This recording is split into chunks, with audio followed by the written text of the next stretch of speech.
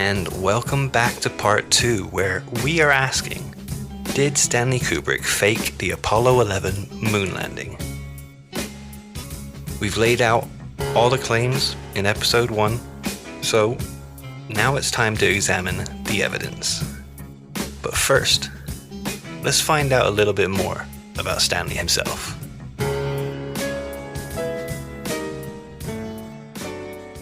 Cool. Well, I think what's important to do first is just to quickly go over Stanley Kubrick and his career and examine some of his films to give an indication of who he is and whether this is plausible. And then we'll have a look at all the theories as well. Stanley Kubrick, he was born in July 1928 and he was raised in the Bronx. One of the things that he was particularly keen on when he was young and throughout the rest of his life is chess. He learned chess at the age of 12 by his father. And his father also, when he was 13, bought him his first camera, his photographic camera. And he became obsessed with it. He was always a bright kid, Stanley, but he was very sort of driven. And there's a story that a friend of his at school, basically he asked him to do his homework for him. Could you do my homework for me? I can't be bothered. And he did it. And so he just kept asking him. He just kept asking him every single day, and then began to basically assume that his friend was going to do his homework for him. And his mate basically says, "Look, I'm not doing it. Why don't you do it? You're perfectly capable." And apparently Stanley Kubrick's answer was, "I'm just not interested in any of that." And so he was one of these people that basically, he could have been a brilliant academic. He just wasn't bothered. He was interested in chess, and he was interested in film.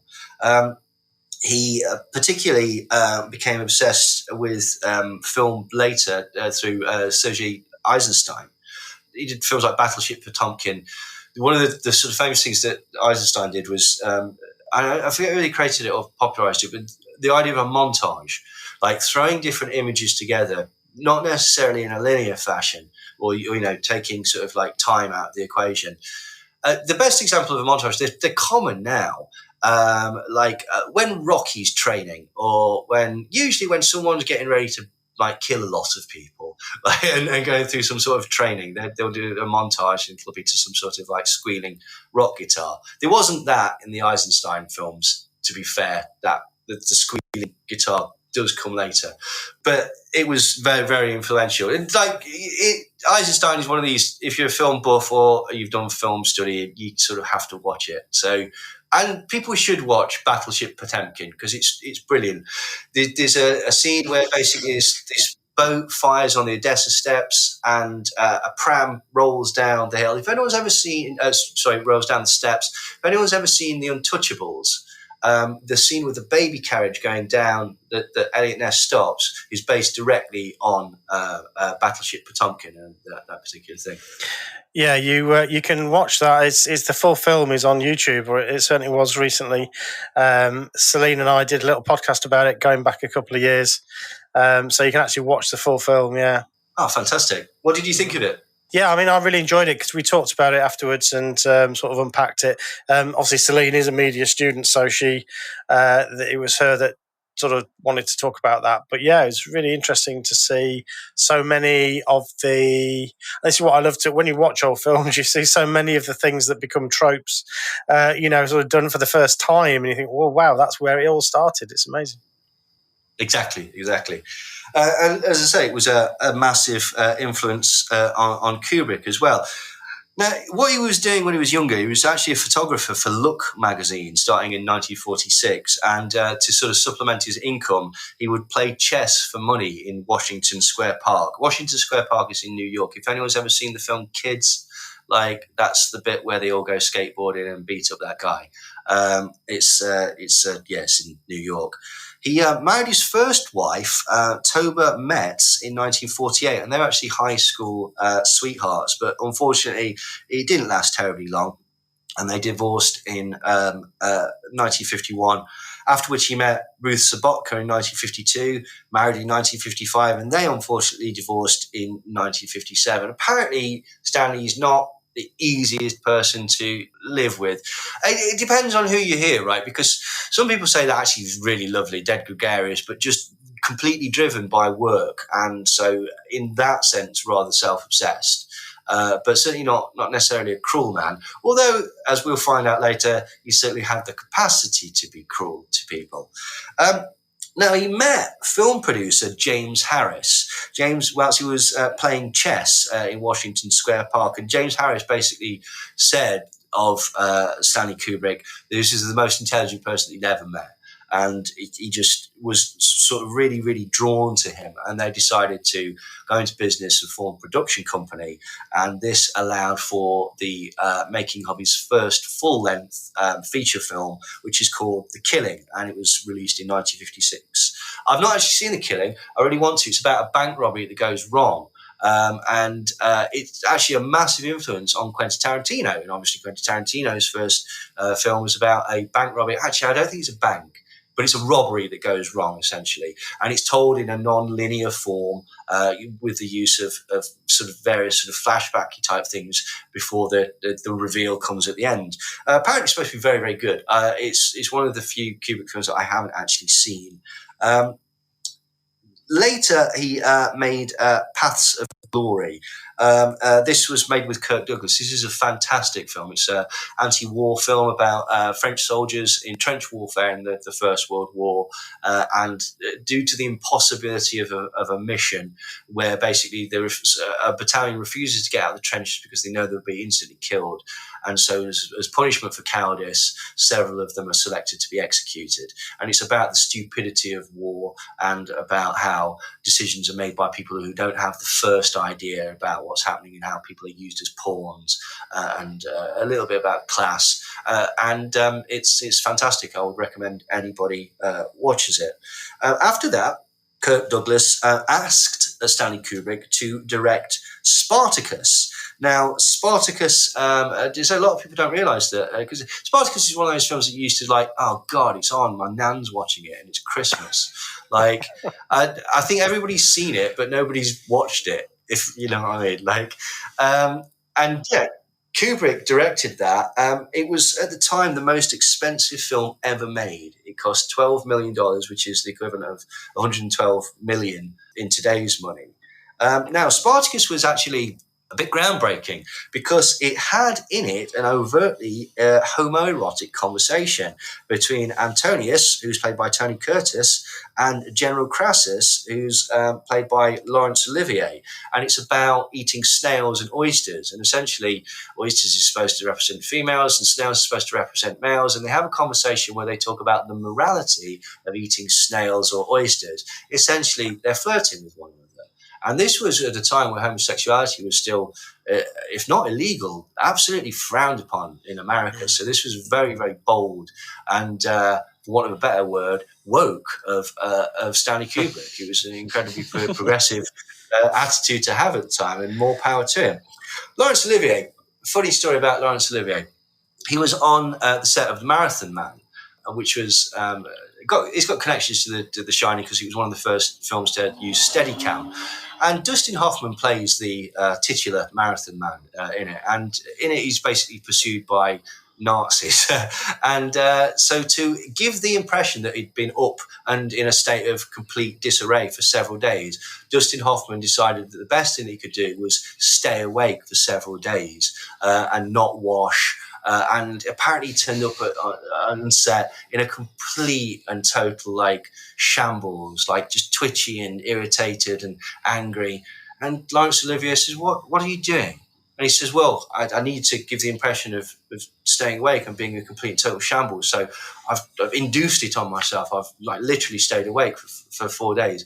And Laurence Olivier, who apparently was not one to take fools lightly, said, "Have you ever considered acting, dear boy?" And then walked off in a huff. Not a fan of method acting then, eh? Yeah.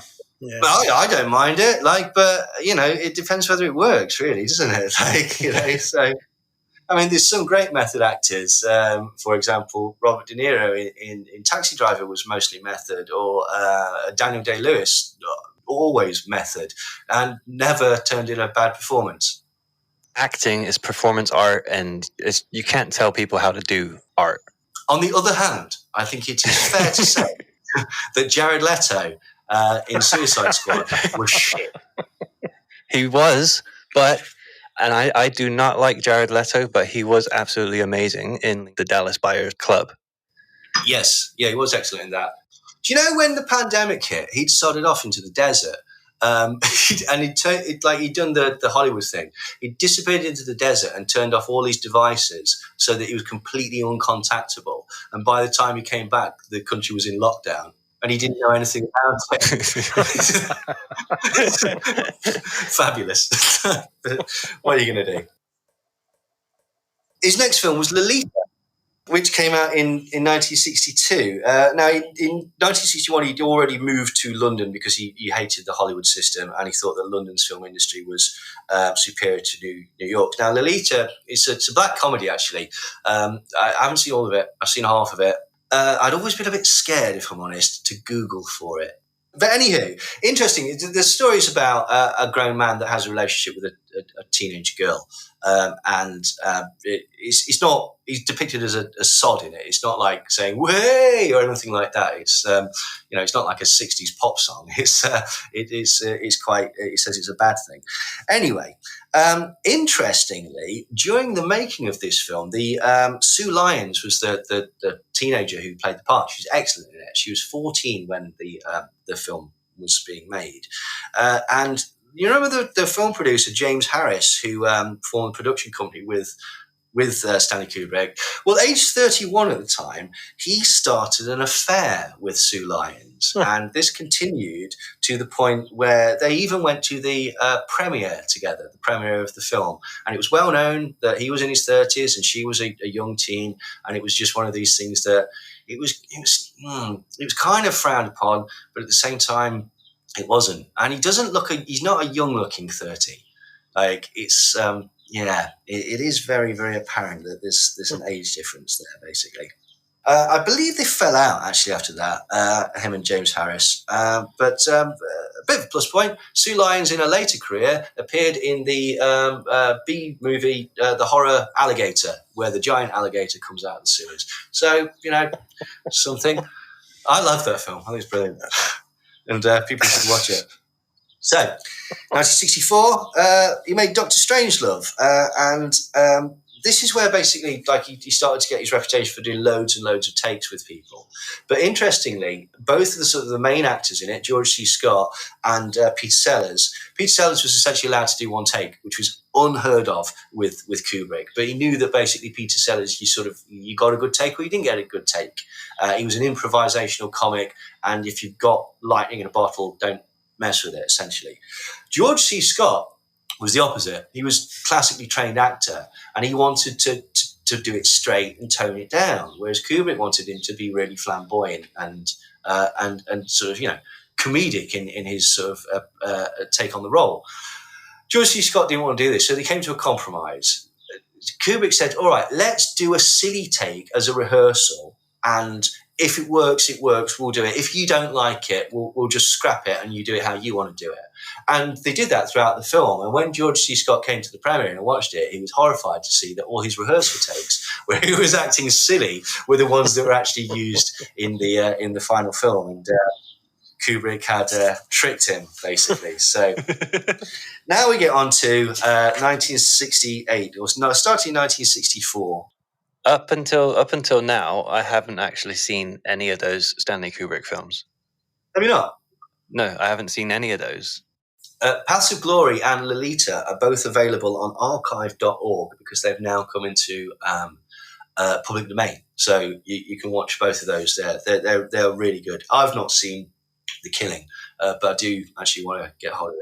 I do want to watch Dr. Strangelove next. That's the next one I want to watch. Strangelove is amazing. It's one of these films that I was forced to watch by an older boy. Not in any sort of like, that sounded really sinister. Like, in as much as like a black and white film by Stanley Kubrick with Peter Sellers in, as a 16-year-old lad, it wasn't screaming out to me. I was like, can't we just watch Menace to Society again? But it is actually really, really brilliant, hilarious and poignant, and it's great. going on to one of his next films. Now, this is one we're going into a little bit more depth because it basically explains some of the things that we're talking about in this. So, in 1964, released in 1968, 2001: A Space Odyssey. Now, the reason that he decided he wanted to do this because he wanted to make a realistic space film. He was actually fascinated by the concept of extraterrestrials, and he wanted to make a film that portrayed A, space travel, and B, the concept of extraterrestrials in a realistic sense, in a sense that people could go, okay, there's a scientific backing behind this. He was influenced by the film Universe, which was made by the National Film Board of Canada, and a film called To the Moon and Beyond, which was shown at the 1964 World's Fair. And so what he did was he actually hired the makers of this film, To the Moon and Beyond. It was made by a company called Graphic Films, and this is something that Jay Widener and all the other people have missed. Graphic Films included Douglas Trumbull, and before they actually worked with Stanley Kubrick, the Graphic Films made films mostly for the US Air Force and for NASA.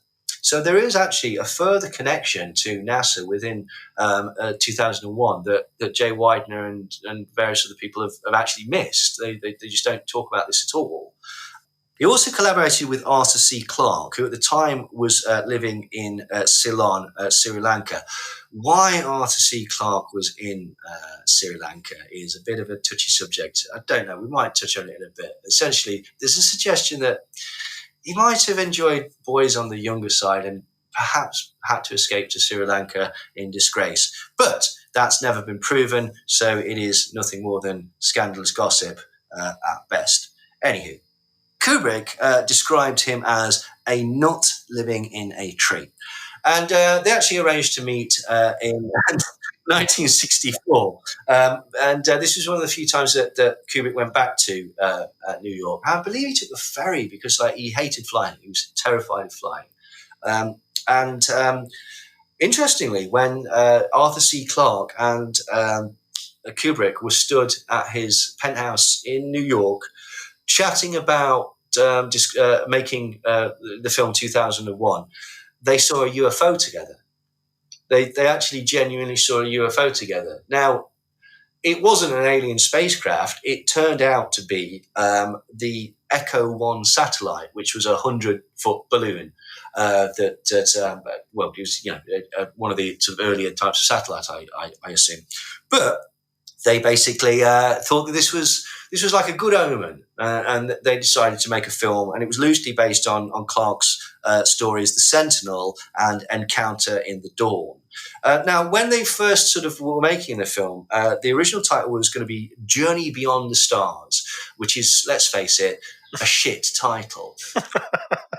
But they sort of, in production terms, as a joke, they called it How the Solar System Was Won. And at the same time, basically, in order to make money for it, Clarke was to release a book at the same time. And they actually almost fell out about this because the film took so long to make that Clarke was sat on this novel, which he kept having to change because Kubrick kept changing the plot. And he was like, look, I haven't got any money. I need to release this book. And you keep telling me I can't release this book. And in the end, Stanley Kubrick ended up lending Arthur C. Clarke some money just to stop the pair from falling out, basically. Now, also originally, there were various sort of changes to it. Originally, Arthur C. Clarke narrated the entire film. It wasn't as confusing because Arthur C. Clarke essentially spoke his book alongside the film. The only problem was that Arthur C. Clarke was dull as dishwater, and apparently his speaking voice was terrible. And it's a long-ass film anyway, and it made it seem like good God, this is going on in perpetuity, basically. So he got rid of all of the narration and used classical music in the bits where basically Arthur C. Clarke was talking. And that's led to basically some of the most spectacular audio-visual shots in the world. So good take on that. Now, the monolith was originally supposed to be a pyramid, and it was supposed to be clear crystal. Then they changed it. They realized that a pyramid was a bit crap, so they changed it to a more ominous shape, the monolith. But then they realized that due to the filming technique, which we'll come back to later, they couldn't have anything clear, plastic or anything reflective, because it caused massive problems with the filming, so they ended up painting it black, and it was actually made out of wood. They also hired Fred Orway and Harry Lange of NASA, and they were used as consultants, and also Dr. Marvin Minsky of MIT. And this is another thing that's missed by the conspiracy theorists. He was hired to make to advise on the artificial intelligence, so HAL, the robot that basically tries to kill the crew. Originally, Hal was supposed to be a woman, but they decided that this wasn't menacing enough or robotic enough, so they changed the voice. And the accent is supposed to be, it didn't want to sound American and it didn't want to sound English, so they hired a Canadian person. And that's how they got the sort of distinctive accent. And the lunar surface pictures were actually obtained from Russia, from the Luna 9 satellite. And basically, this is why we get the look on Stanley Kubrick's Moon that we get, because it's based on long-distance satellite photos, not on photos taken from the actual surface. So they're a little bit craggy. They're a bit different in 2001. But again, we'll come back to that. At one point, actually, Clark visited the set. He looked around the space station that they'd built. And I think he was trying to be nice, but he went, "Oh, it reminds me of a Chinese takeaway." So in a rage, Kubrick destroyed the set and banned him from the set. In the original film, the apes talked, but very soon they realised that this was a stupid idea and it didn't really work. That's a terrible idea. I just don't want to move past that too quick. I just want us all to think about those apes having a chat about what to do with that bone. Yeah. Go on, Lan. Smack him. Hit him with it. That's brilliant. Now, the other thing I just wanted to say, actually, sorry to interrupt, but I just wanted to just, again, reflect on the fact that this film was made in 1964. That's older than me. And you look at the films around that time, and even much later, up until Star Wars, really, the quality of what you're looking at, the way that it makes you really believe you are actually in space and you're on a spaceship, and I think that is just absolutely fantastic. It's just remarkable, the quality of that film. Well, that's exactly why they hired Fred Orway and Harry Lange and Marvin Minsky and Douglas Trumbull, because, excuse me, they wanted to represent something that would work. At the time, it was all silly stuff like Victorians going to space in sort of like, things made out of wood and things like that, and, fighting aliens with umbrellas on the surface of the moon, and, that sort of silliness. Buck Rogers. Journey to the Centre of the Earth, Boy's Own Adventure, that sort of stuff. Like, it was very, very sort of like in the Victorian era of exploration, that type of thing. So the reason that all these people were brought in from NASA was to make everything as it would work. So would this work like that in what we know to be, at the time they didn't know a huge amount about space or the lunar surface. So would this work like that? Would the angles work? Every single button, apparently, on the dials and stuff like that has a purpose.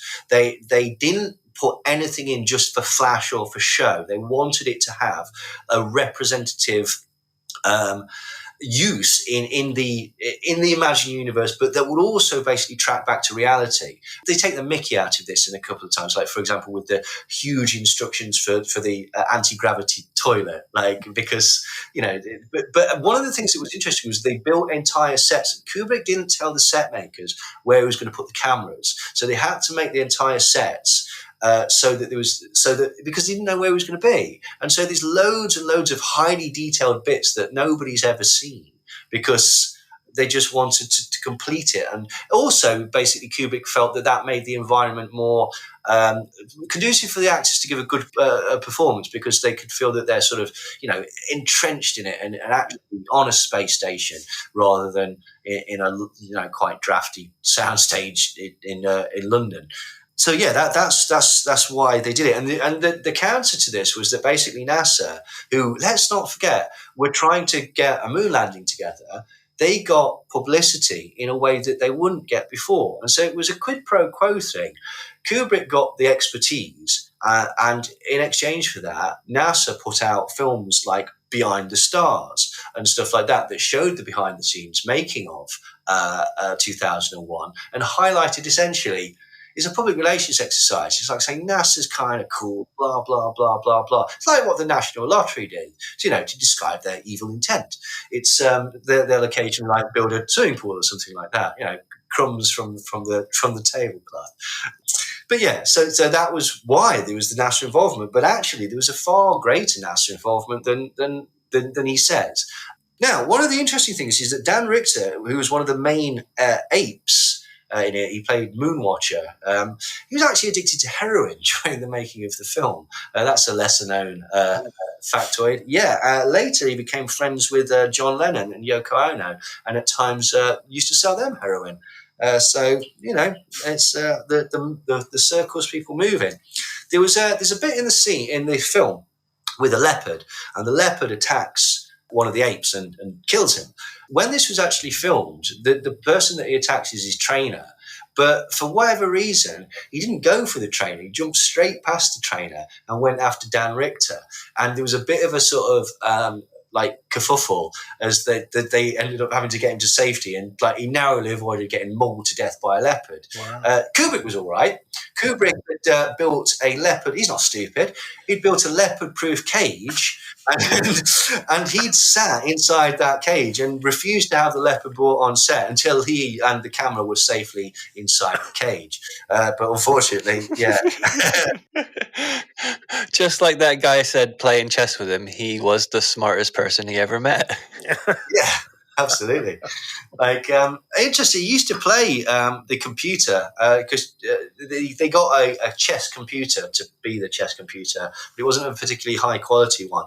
And Kubrick would always beat it and get really angry and storm around calling the computer a bumbling fuckwit.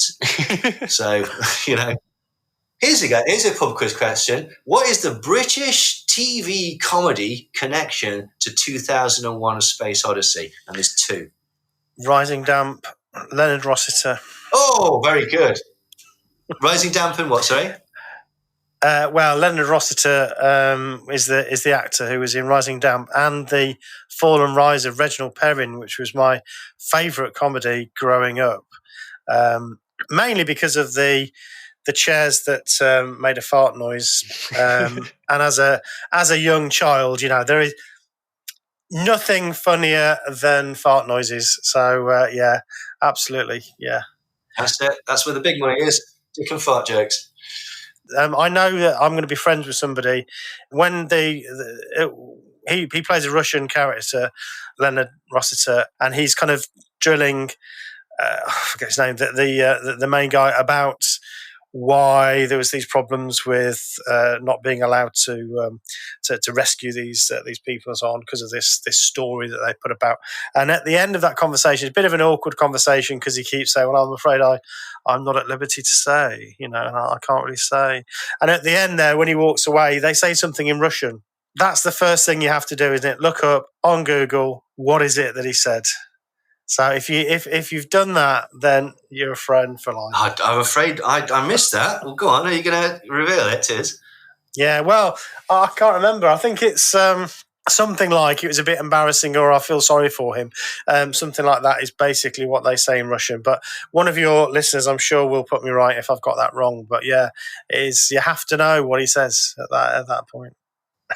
Well, okay, so that's brilliant. So that's definitely one. Leonard Rossiter is an actor, and Leonard Rossiter, as you quite rightly say, Stephen, was in those brilliant shows. The second, and this is a bit of a deep cut, Ronnie Corbett auditioned to be one of the apes. Wow. No way. Wow. Seriously, yeah. He didn't get it, though, unfortunately, but he definitely did audition to be one of the apes. Now, the famous shot at the beginning where the pen is floating in the sky and the woman she's in zero gravity, so she really awkwardly walks over and picks it off, and it's still a fabulous special effect. There is a reason that she walked so awkwardly in that, that they didn't realise before they started filming, but afterwards Kubrick was like, that's perfect, that's exactly what I wanted you to do. She just had some teeth out, so she was completely off her head on painkillers, and she could barely stand. And that was what. So if you want to give the impression of weightlessness, or at least as is depicted in 2001, take a look at painkillers. So apparently, Hal isn't anything to do with IBM. Despite the fact that H is I, B is A, M is L, etc. It's, you take it on one. It stands for heuristic algorithm computer. So apparently the IBM is just a coincidence. So, we shall see about that. Now, the film was actually released the day before Martin Luther King was killed. Ooh, that's surely got to be something like these things don't happen by coincidence, do they? But unfortunately, it didn't go down particularly well. In the premiere, 250 people walked out. This was in the sort of world premiere, including, and this was where all the celebrities and press go to. One of them was Rock Hudson. Rock Hudson walked out and was heard to say by a passing reporter, and I quote, "What the hell is this shit?"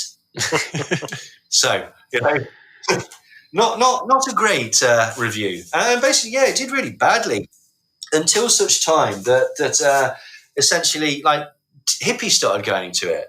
It was the fun thing to do was basically get really stoned or take acid and then go and watch the bit at the end where he goes to the Stargate and there's all the bright colours on there. And that you do have to sit there for 2 hours, 15 minutes before that actually starts. But I don't know. Well, it's all right. You drop at the beginning and you start coming up halfway through. It's good. This was pre-internet, so there was much less things to do. So one of the things that's not well known about Kubrick that sort of goes against the idea that he was a complete dictator. I mean, he did want to get it right, and he would do loads and loads of takes. But the reason he used to do loads and loads of takes was because he said, "You don't know the lines, right? I can see you trying to remember the lines in your eyes, so you're not putting it into your performance. So if I keep hammering it and hammering it and hammering it, you will eventually learn the lines, and you'll be able to, give a great performance." But he also encouraged not only improv, but also actors to come up with scenes and go, "I think my character would do this, and I think my character would do that." Famously, in his next film, Clockwork Orange, the singing in the rain bit was completely improvised by Malcolm McDowell.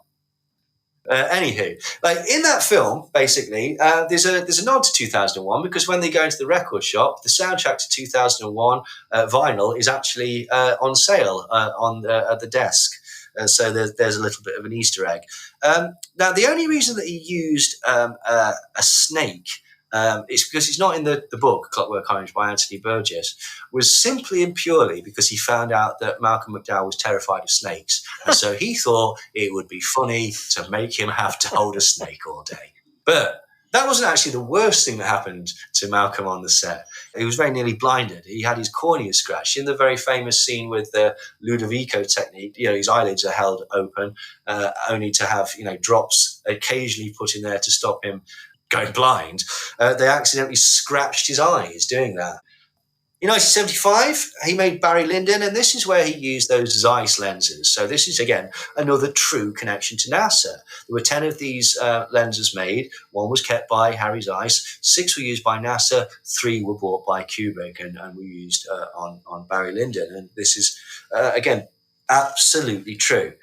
Okay, so the next film was 1980's The Shining. And again, this is important that we go into this in a little bit more detail. Obviously, we've explained some. Here's Johnny, which, for example, is one of the most famous scenes in it, or the vignettes in the scene.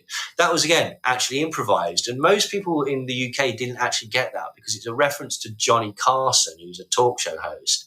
And it's just not available in the UK. So still not available. Still most people don't really get what it is, other than just him being sort of menacingly silly, basically. Now, He's known for his legendary amount of takes. Now, he actually allegedly broke the world record on this with the scene where Shelley Duvall is supposed to fight off Jack with the baseball bat. Apparently, he made her go through 127 takes of that same shot to the point where she was hysterical. Now, he was a bit of a sod to her throughout the entire film. He terrorised her. He constantly berated her and told her she was rubbish in front of the rest of the actors. He had a way of doing that with all actors. Basically, rather than say, let's do it again, although he would say, do it again, what he'd say was, do it better, and that would institute doing another take. He would sometimes say, do it again. He famously would say to Matthew Modine on the set of Full Metal Jacket, you're not thinking of doing it like that, are you, Matthew? Which, passive-aggressive and fabulous. But essentially, he terrified Shelley Duvall. It was never really clear, but the inference is that he did it to make her be hysterical and to get a better performance out of her, almost like imposed method acting. But she had a nervous breakdown and started losing her hair on the set of the film. So the first half, she's really stiff and wooden, her performance. She got nominated for a Razzie for worst performance in that film. And it is a bit of a stilted and strange performance, initially. I just took that to be that she's browbeaten.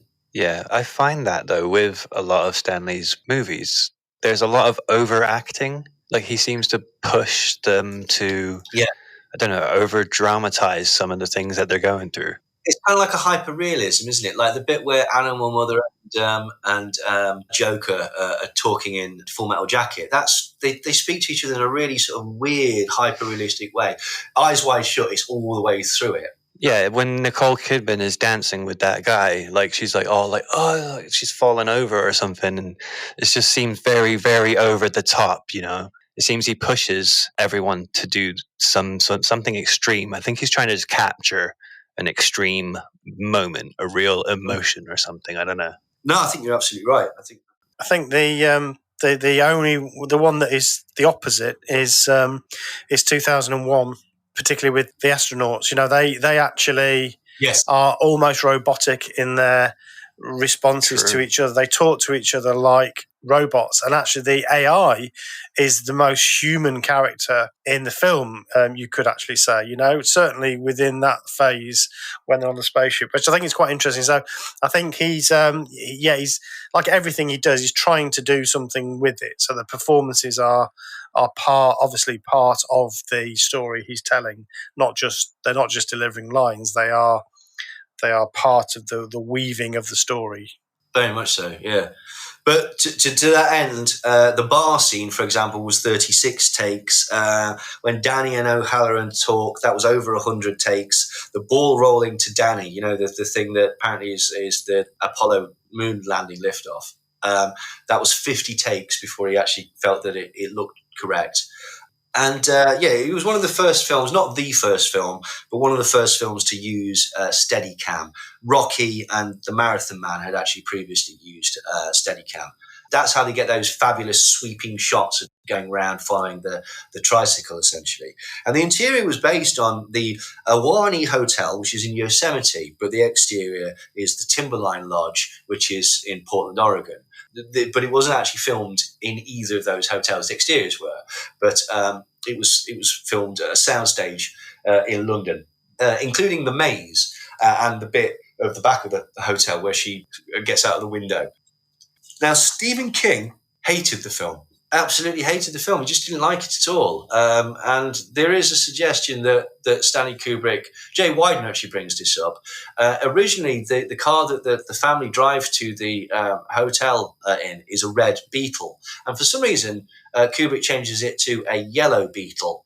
So as O'Halloran is going back to the hotel through a snowstorm, there is a crushed red Volkswagen Beetle. And not only Jay Wyden or other people have suggested that basically this was an indication that he was crushing he was crushing King's version of the story, and he was imposing his own take on it, which we obviously know or believe to be that he faked the moon landing. Now, during that famous going through the doors scene, Nicholson actually broke the doors too easily because he was actually a volunteer firefighter. So they'd started off with stunt doors, and in the end, they had to use reinforced doors because they were going through them too quickly. Apparently, he went through 60 in 3 days, which is not bad. Wow. Now, yeah, he tortured Shelley Duvall. He also tortured Jack Nicholson. He wanted him to give a particularly cross performance, and so he forbade him from eating anything other than cheese sandwiches. And Jack Nicholson doesn't like cheese sandwiches, so it took a year to get the elevator shot right. And I'm not sure whether it's a miniature or it's a full-scale thing. I think it might be a miniature, but either way, it took them a year to get that shot right. I think they only tried it properly about 3 or 4 times, but all the sort of mechanism behind it, it took them a year to get it right. And apparently, during that time, Kubrick was typing all the pages, the all work and no play pages. He typed them all himself. Wow. Really? I was wondering about that. Apparently so, yeah. Here's another pub quiz question for the Shining. What were the ages of the twin girls in the film The Shining? I don't know. They look about 8 or 9. Oh, you very nearly got it, because they were 8 and 10, because they're not twins. They just happened to look very similar to one another. They're siblings, obviously, but wouldn't that be weird if they weren't even sisters? That would be a coincidence. But another coincidence is in the book, they're not twins, and they are an 8-year-old and a 10-year-old. Oh, really? I did not know that. Well, there you go. But obviously, the Jay Widener posits that the twins are to represent Gemini. So interesting. We assume they're twins because they're dressed the same, but I don't think anybody in the film actually says, "Here, look at these twins." Wow. Well, I mean, no, it is a pop culture thing. The twins from The Shining, isn't it? So, okay, right. When Jack Nicholson is waiting in the lobby, to do the interview, he's reading a magazine, and a lot of people don't pick up on this, but the magazine that he's actually reading is Playgirl, which is the female equivalent of Playboy magazine. It's full of naked or nearly naked men. And the interesting article on the front is an article about incest. Again, this is one of those things where it's like, he's not done that by mistake. He's either done it as a joke, thinking that nobody will notice it, or there is some sort of significance to be made out of this. If only to make you feel slightly uneasy about the Jack character. Because, I'm not saying, oh, no, he's gay. I'm saying, reading a porn mag as you're about to go into a job interview, as I've discovered, doesn't go across well. So, top tip. There'll be more of these coming next week, right? So, but trust me, it just... Oh, God. This is why you work from home, is it? They frown upon it, if anything, Brent. Right, okay. It's ridiculous. But, so, what can you do? Anyway, so, there's lots of things that aren't actually in the book. The Here's Johnny bit, Halloran's death. The axe isn't an axe in the film. I think it's a sledgehammer. The maze isn't in it. The tricycle isn't in it. The elevator isn't in the book. So there are a few things, again, that Kubrick has actually altered. Right, his next film, after that he had a bit of a hiatus, and then his next film was Full Metal Jacket. Now, Full Metal Jacket, I'm sure a lot of people have seen it. It's a cracking film. Really, really great film. There were some scenes that were cut. One scene that was cut was apparently an animated scene where, for some reason, the character Joker, played by Matthew Modine, has a conversation with some singing chipmunks, but they felt that didn't actually fit with the tone of the rest of the film, so they decided to get rid of that. There was also an extended scene where the Marines are seen playing football and having a jolly old time, only at the last minute to pan out and reveal that they're actually kicking a severed head around, but they felt that this was a bit overkill. Also, Animal Mother was supposed to cut the head off the little girl at the end and throw that out of the window, but they also felt that somewhat undermined the spectacular scene. Interestingly, Animal Mother, here's another pub quiz thing, who was originally signed on to play Animal Mother in Full Metal Jacket? Arnold Schwarzenegger. And he turned it down to go and do Running Man instead. So, and to be fair, I think he probably made the right decision, because I don't think he would have been particularly good as Animal Mother, and I very much enjoyed Running Man. So We were in the right timeline. absolutely. So in 1999, Kubrick made Eyes Wide Shut, and he'd actually bought the rights to the book, which is called Traum Novelle, or Dream Story, by Arthur Schnitzler in the 60s, and he'd been wanting to make it into a film ever since then. In the 70s, he actually planned to make it as a comedy with Woody Allen and Mia Farrow, but that fell through. In the 80s, he planned to make it as a serious film, but using the comic Steve Martin as the Tom Cruise character.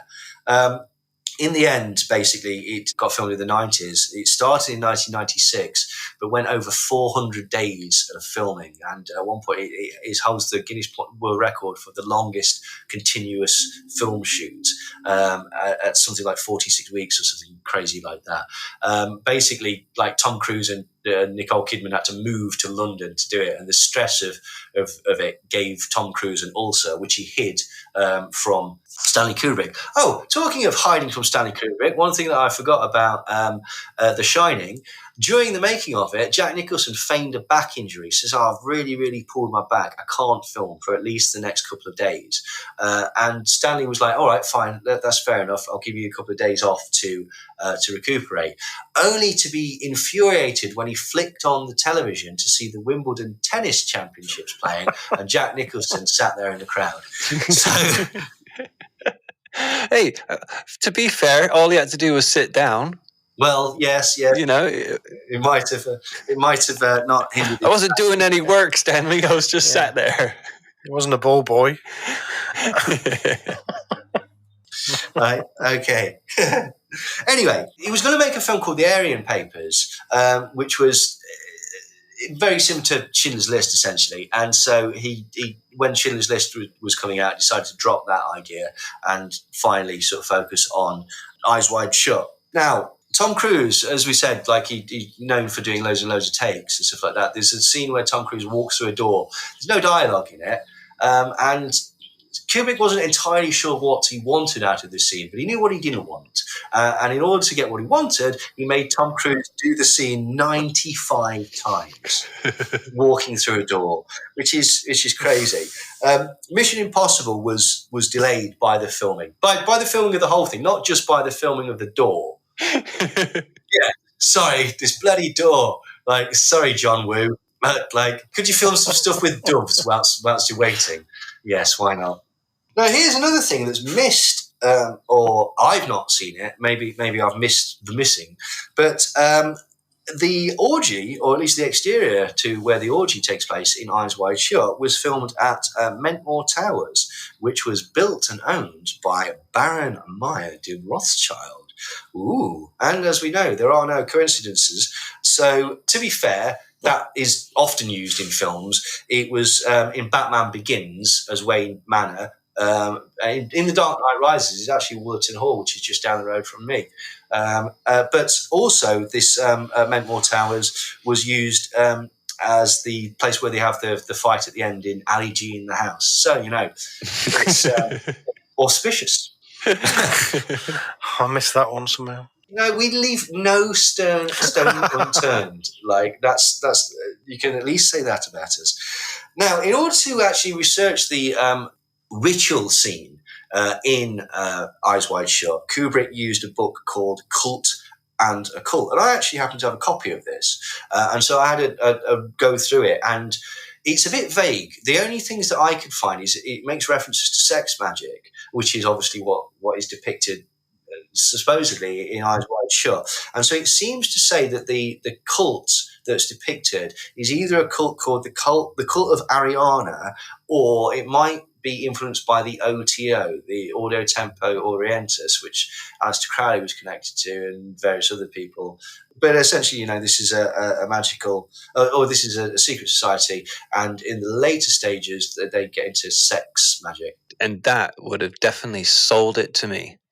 Like, I didn't know that this was based on OTO ritual or this other cult ritual, but it would have sold it to me just knowing that. But now I think of it as like, you know what? Of course, a good director would research what he's trying to portray, just so that he portrays it well. Doesn't mean that it's connected. Yeah, but absolutely, you're dead right. But you can see why, because the Rothschild thing, the connection to these secret societies, the fact that in the film there is essentially a sacrifice, or there may be a sacrifice. Sorry, I don't wish to spoil anything. And they've got models and prostitutes there, essentially serving the rich elites. There's enough sort of red flags or things that pique your interest to go, oh, where's the broader meaning in this, certainly. And as we mentioned before, there's the rainbows, there's the models, there's the hypnotism, there's the murder, the potential MK Ultra mind control themes that are definitely there in the plot. Even to the point where it suggests that Nicole Kidman, she has a dream about the orgy, and it intimates that perhaps she was there and she just didn't know about it. And at the end, I'm sorry to spoil the film, but at the end, she's basically, after it's revealed what's happened to Tom Cruise, she's crying as well. And I took that to mean that she's remembered that she might have been involved in the orgy as well, without her knowledge. I may be completely wrong about that, but it's not a ridiculous interpretation of the film by any stretch of the imagination. So you can see certainly why people do. There's yet another thing that, again, some people don't know about this. In the film Eyes Wide Shut, there is a series of newspaper articles discussing the model, Mandy, who dies either by a drug overdose or killed by this secret society. It's never made clear in the film. Now, in order to get absolute realism, Stanley Kubrick hired a journalist for the New York Post called Larry Salona. Larry Salona is the person that wrote all the copy talking about the girl going missing and being found dead. And obviously, it's connected, tangentially, potentially, to secret societies. Journalist Larry Salona was also the person who broke the story and the news of Stanley Kubrick's death, JFK Jr.'s death, and JFK Jr. died on the very same day that Eyes Wide Shut came out. Did he though? Well, but it gets even trickier. Larry Salona was also the first journalist to break the story about Jeffrey Epstein's arrest and Jeffrey Epstein's death, and he was also the first journalist to break the story of Ghislaine Maxwell's arrest. Oh. Isn't it? You can see why people would make that connection. Like there's a lot of strangeness going on there, basically. Now, Melissa Joan Hart, who played Clarissa the Teen Witch, she actually auditioned to play the part of Domino the prostitute, but unfortunately she didn't actually get the part. And in The Ritual, the voice is actually reversed. It's the Christian Mass in Hungarian, but reversed. But that's not Stanley Kubrick's decision. That was actually how the music arrived. I forget the composer, but there's this fabulous, discordant, weird bit of music that combines the reverse speech with a sort of quasi-religious Mass-type music. And again, it was actually found by his wife, Christiana. So, yeah, it's certainly very, very interesting. Now, I'm obviously a bit of a film buff. I did an MA in film studies, so I have a bit of a take on Eyes Wide Shut. And if you'll indulge me just for a couple of minutes, this is what I think, because a lot of people have said, what's it about? It's about relationships. It's about lying. Is it? What is it about? Obviously, a lot of people think that it's an expose of secret societies and secret rituals, and there is an element of that. Like there's a mystery as to whether basically this cult is involved and how malevolent they are. But also it's suggested that the entire thing might be a dream. After they smoke the joint, all the film happens after that. So there's a suggestion that the entire film is just a fever dream brought on by Tom Cruise's sort of paranoia that he's not, perhaps his wife isn't as loyal, and perhaps he isn't as loyal as he hoped he would be. But I think it's not about, I think it's about, I know this might sound a bit ham-fisted, but I think it's about the masks that we wear and the rituals that we go through, and what's real and what's not, and what is true sacrifice, like the sacrifices that we have to make, like being kind by being dishonest. Like essentially she's not told him about that thought of her running away to be kind to him. But unfortunately, when she's honest, even though she's a total bitch about it, it's that honesty that opens up that being scared and the sort of the terror, because honesty is often, it's hard to take. And it's the sort of the rituals that we go through. They make a big point of going to doctor's appointments and going to parties and dancing, and they talk about the ritual of marriage and wrapping presents and the roles that we should play and what we should do and whose secrets we should share and basically what we should be honest about. Like, I'll tell you that my take on it, the only happy character in it, unfortunately he does get killed, but the only happy character in it is the jazz pianist who was supposed to be a doctor with Tom Cruise, but decided that it was too much stress for him and he just gave it up to be an artist. He's perfectly happy playing the piano. And the interesting point is, although he's at the ritual, he is blindfolded, whereas Cruise sees the ritual. And that I took to be a metaphor for basically the expose of like all these crap things that we have to go through in society. They're meaningless essentially, but they're rituals, they're masks that we have to wear in order to fit in. And then Tom Cruise character doesn't understand sacrifice. He has no sacrifices in his entire life. The only people that understand sacrifice are the women. The woman that literally sacrifices herself to him, or Nicole Kidman's character. And going back to roles with Nicole Kidman's character, she's always drunk or on drugs or getting ready or discussing money, because that's her role. That's her role, to be a trophy wife. And she can see that and she's unhappy. So eventually, that's why at the end she sort of does a reverse mask by putting her glasses on, which are, in a crude sense, make her less beautiful. But she doesn't care about that anymore in the role. And then the other sort of take that I took from it is that he's selfish. Basically, they make the sacrifices. He doesn't make any sacrifices because he's completely selfish. But he's also out of place at the ritual, which indicates that he's actually probably a good person deep down. He feels out of place within this particular sort of, well, as we say, ritual that you need to go through in order to get to that next echelon of being in high society. So there's a lot of themes going on there, basically. It's about, as I say, themes and society and stuff like that. I like that reading. I think that's that makes a lot of sense to me.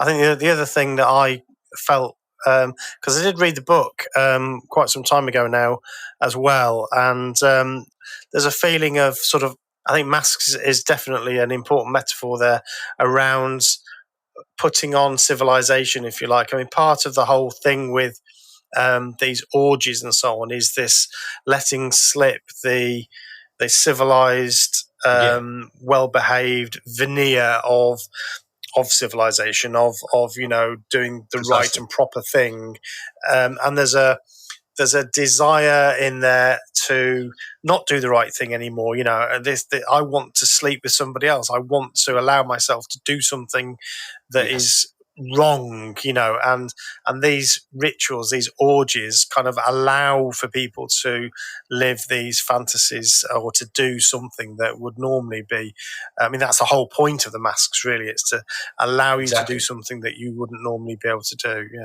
I'll take that further, because I think you're spot on, because basically, like, you can't always do what you want. If he'd have gone with the prostitute, Domino, he'd have ended up with HIV. That's right. If he'd have gone off with those two models, his wife would have left him. If his wife had gone off with that rich bloke or the naval officer, that would have destroyed their marriage. So basically, now at the end, he comes back and finds the mask on the pillow that he's previously lost. And what this implies is either that Nicole Kidman was at the orgy and she's brought the mask back, or that the cult have put it there as a warning. And either of those readings work. But that's the point that he breaks down and cries, and he reveals himself to his wife. And I took that to be basically the mask is off now. Basically, you've got to now go through that in order to sort of reveal yourself. But revealing yourself is painful. And basically, it also implied that, like, the couple don't really know each other that well. But that's not their fault. It's because we don't really know ourselves that well. But we don't know ourselves that well because we're fighting against all these rituals and masks that we have to wear in society, basically. So, yeah, too busy being like part of society than actually being you. Yeah, totally. And again, that's That's just my sort of take on it, and it's not uncommon for films to have like interpretations or numerous interpretations. I mean, for crying out loud, like Room 237 presents 3 of them, but very famous films are actually sort of they're allegories or they have deeper meaning. So to come up with a theory that they might be representative of the moon landing, okay, isn't stupid by any stretch of the imagination. Like, you might be reading stuff into it that isn't there, which we'll discuss in a second. But for example, like Aliens is apparently an allegory for the Vietnam War. The massively over technical side losers against the people who are under the floor and using guerrilla tactics, essentially. Invasion of the Body Snatchers and various films were always thought and are always taught to represent themes of the fear of communism, that your neighbor might be a pod person, essentially. And District 9 is about apartheid.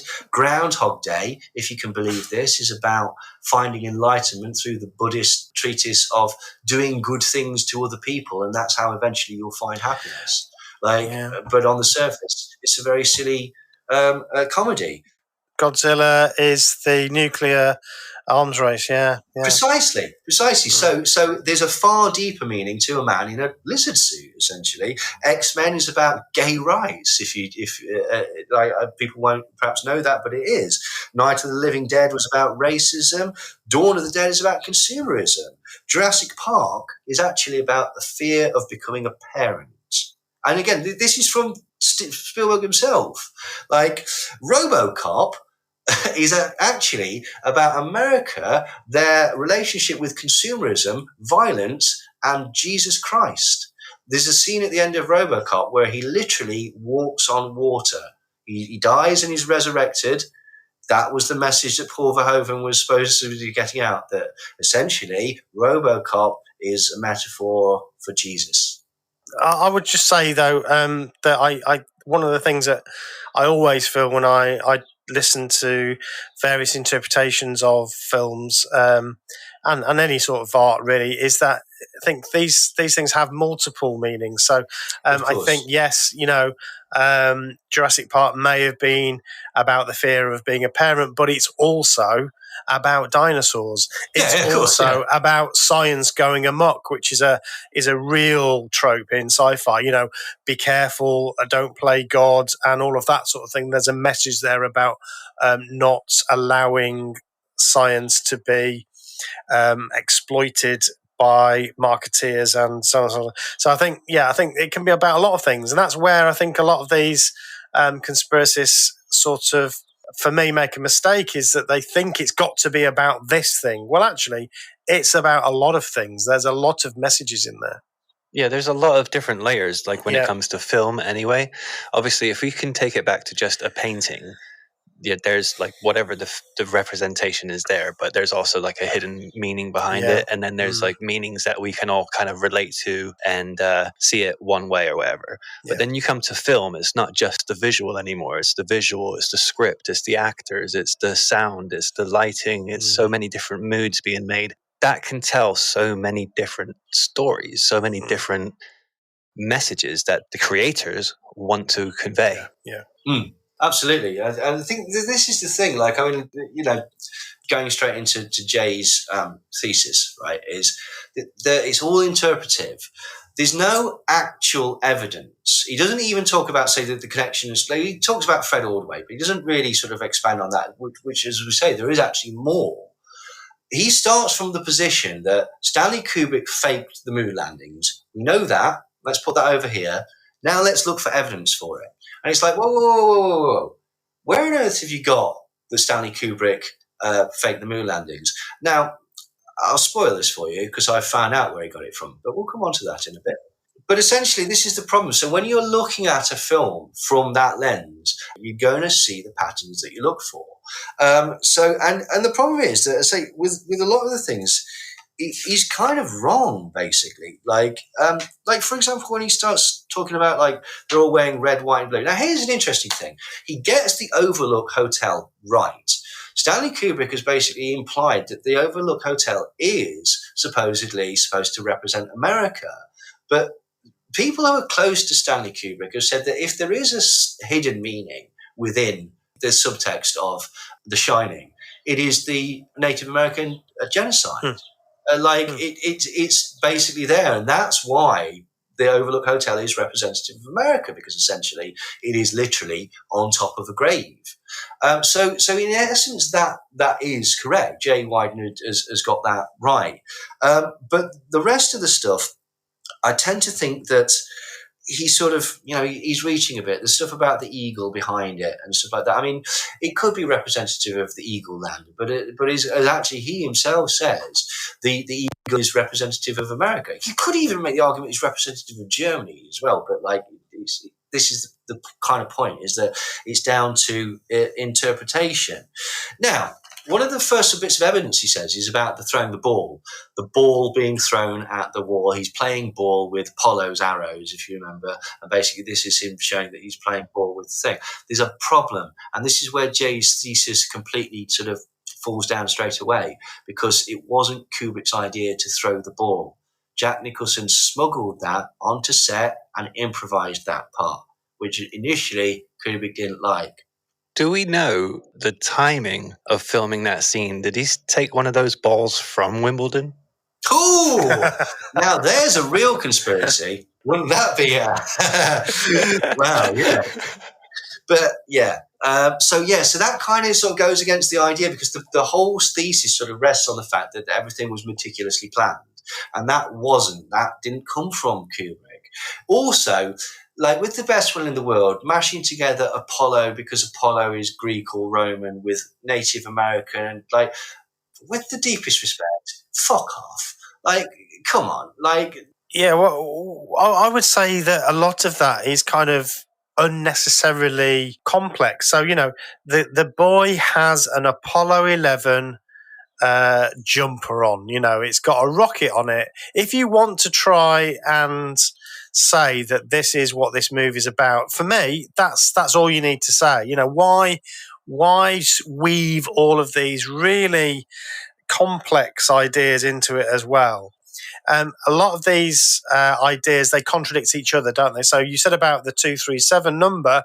So which is it? Is it because it's 237,000 miles away from the Earth is the moon, or is it because it spells the word room? Which moon, rather? Which is it? And it feels like often you get so enmeshed in the coincidence and the tortured correlations that actually, make up your mind. Which of these is it? Yeah, absolutely. I mean, this is one of the things. The Apollo thing on his jumper has been interpreted by a lot of film scholars to be representative of a phallic shape, because just after that he goes to room 237 and comes back with his jumper ripped, and the inference is that Jack, the character, has got drunk and abused his child as he's done before. And there is a lot of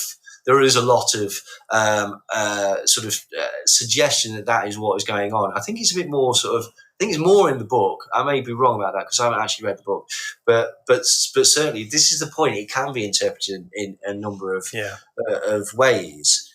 Okay, so let's just do this one straight away. So Kubrick told the press that he changed the room from 217 to 237 because of the owners of the hotel, which was standing in for the Overlook, did not want customers shunning room 217.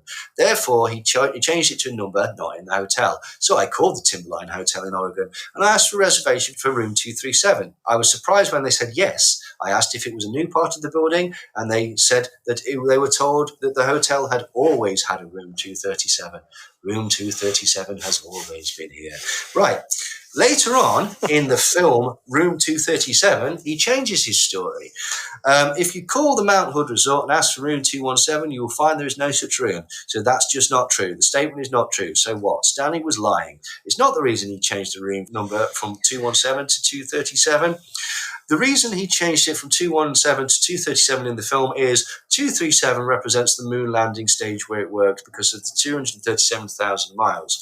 So he's contradicting himself there. He's said that basically he contacted the hotel and they said that room 237 does exist. And then he contacted them again and they said that 217 doesn't exist. So there would be no need to swap it out. Now, the problem is that he's lying twice. Because what I did was I emailed the hotel because I wanted to check this. And I says, hello, how many rooms do you have? can I get a place in room 237 or room 217, please? And they said, and this is Julie Anderson Metcalf, Timberline Lodge Reservations. Hello, Neil. We have 70 rooms in the hotel. We don't have a room 237, but we do have room 217. That is popular with the Shining fans. Our hotel was used for the outdoor scenes in the Shining movie. Kind regards. So he's lied. He's just lied. He never bothered to contact them. And then basically, probably when he's realised that his previous lie was nonsense, he's ever so slightly changed the lie and hoped that nobody bothers to check and cross-reference and see that he's talking shit. Can I just also say that if you go onto the Royal Greenwich Museum, obviously where the Royal Observatory is, the answer to how far away is the moon is 238 miles. Well, actually closer to 239. So, yeah, that's by no means a fact. Well, it's not exact. Now, here's the thing, because he stresses again in room 237 that it is exactly 237,000 miles, and that is not true. There is a measurement that the mean average distance from the surface to the surface is approximately 237, but nobody uses that. Everyone uses the 238, which is from the center of the planet to the center of the moon. So you're absolutely right, and you've preempted one of my debunkings in as much as basically he makes a big deal about this being something that it's not quite as airtight as it would say. So that I think this is a really important point that we shouldn't miss. So what this means is that if you want to try and demonstrate that this number is significant, often you get the illusion that you've only got one chance. But no, actually, you can argue that it's 238,000. You can argue that it's 237,000. It's not exactly one distance away from the Earth because there is a certain amount of drift, and so there'll be another set of numbers that at certain points, at certain times. Oh, in the winter it's this, and in the summer it's that, and anyway, it's 238,000, not 238. So this is again what you can always do is find a correlation that actually isn't there. You've got a lot of chances. You've got a lot of chances to be able to make a claim. Absolutely. In fact, I may have done some of my own. So hang on. Hey. Now, apparently, basically, the Halloran being killed is a reference to somebody that he knew being killed. And it's again, there's no evidence to support this. There's literally nothing to support it. It's pure speculation based on the preconceived notion that we know Stanley Kubrick faked the moon landing and that's changed from the book. So it must be significant somehow. And it's nonsense, basically. He then goes on to say that basically Kubrick is represented by the changing appearance of Jack Torrance. And to a degree, there's an element of truth to this because he highlighted the alcoholism factor of it. Both King and Kubrick did because they'd both previously been alcoholics. So this was something that they felt they could sort of tap into and, explain to a degree. So there's a degree of that. But this concept that basically he grew his hair long and started growing a beard and looking disheveled because of the stress of 2001, it's pure speculation, right? I think there's a slightly simpler answer to that, why he started growing his hair longer and having it slightly messier and stuff like that. He was losing his hair. His hairline was receding. And so he's growing it longer to sort of whack it forward, basically. So, but again, it's hardly solid, is it? The all work and no play, the Apollo 11 A11 refers to Apollo 11. I don't know.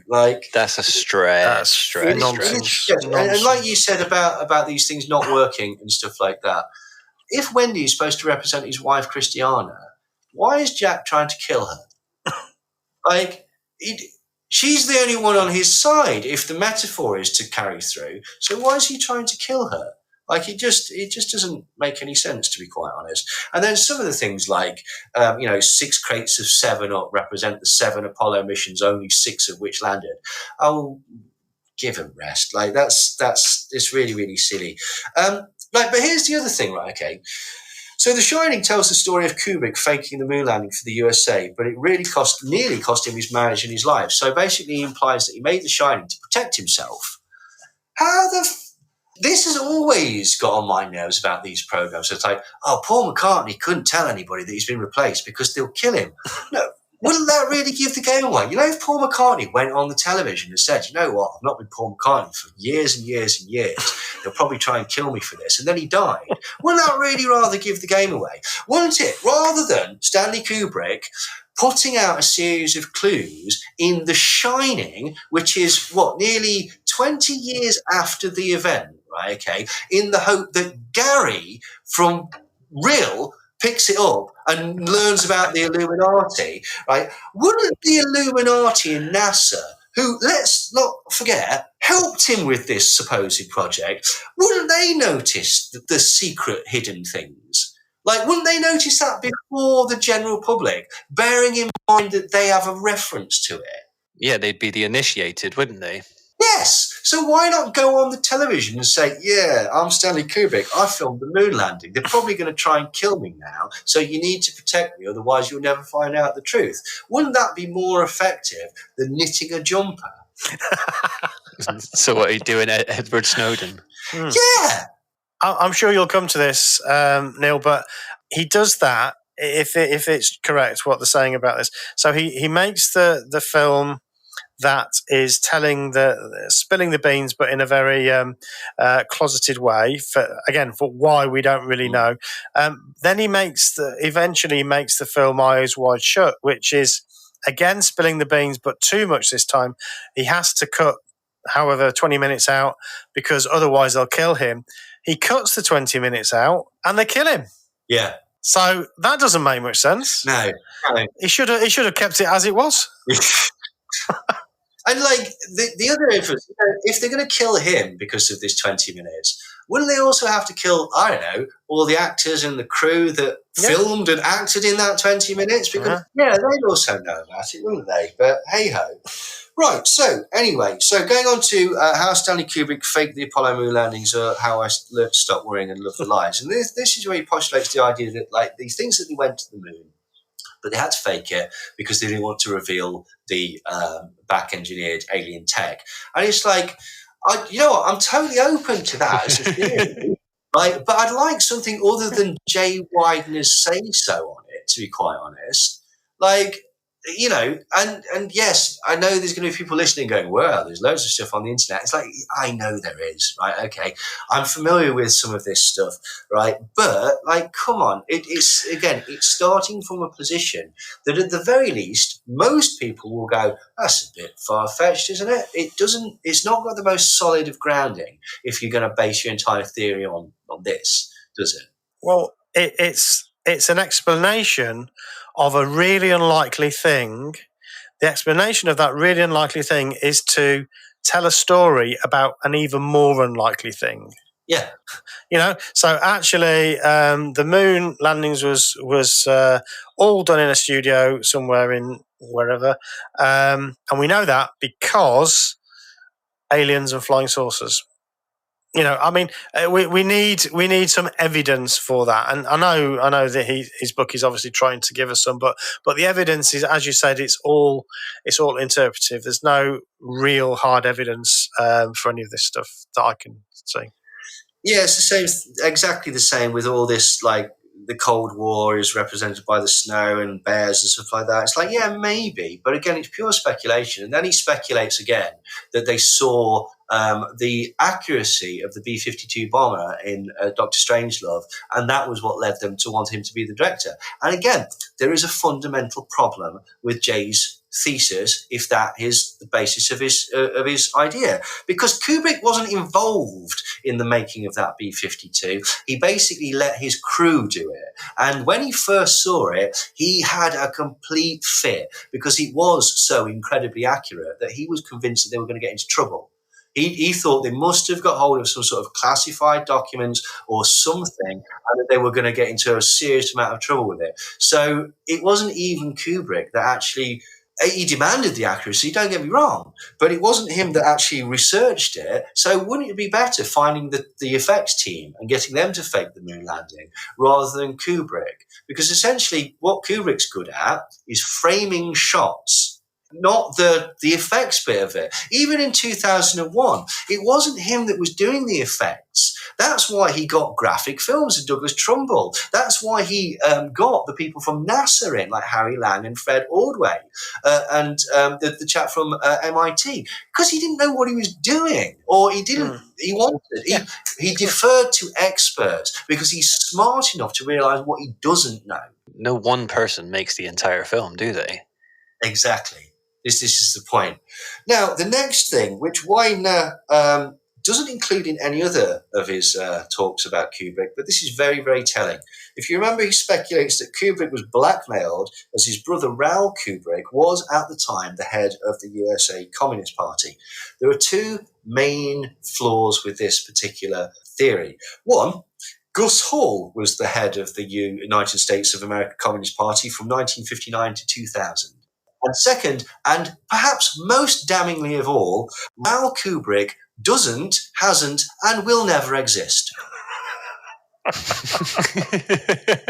He's not a real person.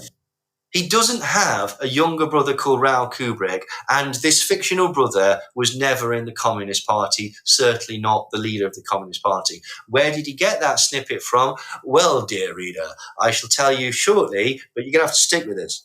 Was it Alex Jones? Not quite, but nearly. Now, he then goes on to say that basically, he did it for an unlimited budget. He got an unlimited budget on 2001, and he, in a couple of places, he infers that this was the most expensive film ever made. Put simply, Tommy rot. It's not true. Cleopatra and Mutiny on the Bounty cost 4 times the amount of that 2001 cost. In fact, Wow. They cost about $40 million dollars at the time. 2001 cost $10 million, which was a lot. I mean, Rosemary's Baby, for example, cost about $5 million, $4 million, something like that. So, it is a large amount. But Spartacus, which was a previous film of Stanley Kubrick, that cost $12 million. So 2001 isn't even Stanley Kubrick's most expensive film. So that's nonsense. And the idea that he gets carte blanche on all these projects from then on is somewhat scuppered by the fact that the film he planned to do after 2001 was an epic retelling of Napoleon with Jack Nicholson as Napoleon. And this was scrapped due to budgetary constraints. But I thought he had an unlimited budget and complete carte blanche to make whatever he wanted. So, again, that just completely scuppers that, basically. He talks about Fred Orway and say, yeah, basically, but he also had contracts with NASA, GE, Lockheed Martin, Boeing, Jet Propulsion's laboratories, all of these places he was approaching in order to make the film as realistic as possible. And what's interesting is that basically they miss all that. The lunar surface... Okay, this is where we're going to get onto it. The lunar surface was taken from the Luna 9 Russian satellite. And these pictures were taken from sort of like not off the surface. Now, I don't know if anybody's ever watched 2001, but the moon doesn't look anything like the fucking moon, right? The moon on 2001 is all craggy and rocky because it was taken from high altitude.